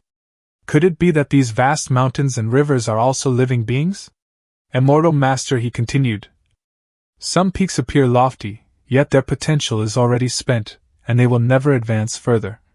Others are mere hills now, but hold boundless potential. Who's to say they won't become pillars holding up the heavens in years to come? Take this Shaowei mountain beneath our feet. It was once utterly insignificant, yet after just a few decades, it now overlooks all other peaks. Of course, most are like the countless mountains beneath this sea of clouds, destined from start to finish to remain as supporting roles, silently gazing up at those above the clouds. If mountains are like this, how much more so humans? Today, you have the fortune of entering the body purification spirit pool and washing away the miasma within your bodies. Whether you choose the path of cultivation, aspire to the great Tao or eternal life, or pursue other achievements, it all comes down to your own destiny." Seeing the dazed and confused expressions of the youths, Immortal Master he sighed. "Regardless of what comes after, today you must give your all. That is all I will say. Now go." One impatient youth couldn't resist asking with excitement, "Immortal Master, where exactly is the body purification spirit pool located?" Although he hadn't fully understood the deeper meaning behind the Immortal Master's words, he realized that they were finally about to enter the spirit pool. "Right there." "Immortal Master," he said indifferently. Everyone followed his gaze. The spot he pointed to was beyond the mountain's edge, over the precipice of a bottomless cliff. A youth blurted out in shock, "Immortal Master, you must be joking?" Immortal Master his expression darkened. With a cold snort, the boy's head flew high into the air as his body crumpled to the ground. Throughout the process, the Immortal Master barely moved. Blood sprayed out, splashing onto those standing nearby. The abrupt burst of violence left the youths completely stunned. Some trembled uncontrollably, their faces turning ashen white as they clamped hands over their mouths to suppress screams. Others collapsed on the spot, their legs buckling beneath them. Still others fell to their knees, kowtowing desperately and pleading for mercy. The Immortal Master's gentle expression disappeared in an instant, replaced by a cold, detached gaze as he slowly looked over the trembling youths. "Let this serve as another lesson for you. On the path of cultivation, discernment is everything. Know whom you can afford to provoke, whom you must never offend, what words are safe to speak, and what must remain unspoken. Consider your every action with utmost care. When your Tao scatters and your life comes to an end, don't come weeping to me, complaining that I failed to warn you today. Li Fan watched the spectacle, observing the varied reactions. He knew that this lesson from Immortal Master he would leave a deep impression on them. It was not just the youths. Even Li Fan felt he had gained something from the Immortal Master's words. He bowed deeply to Immortal Master speaking sincerely, "Thank you for the lesson." Then he turned and strode toward the edge of the mountain. Before him stretched a sheer, bottomless cliff. One wrong step and death was certain. Yet Li Fan showed no hesitation. His expression stayed calm and steady as he took that first step forward.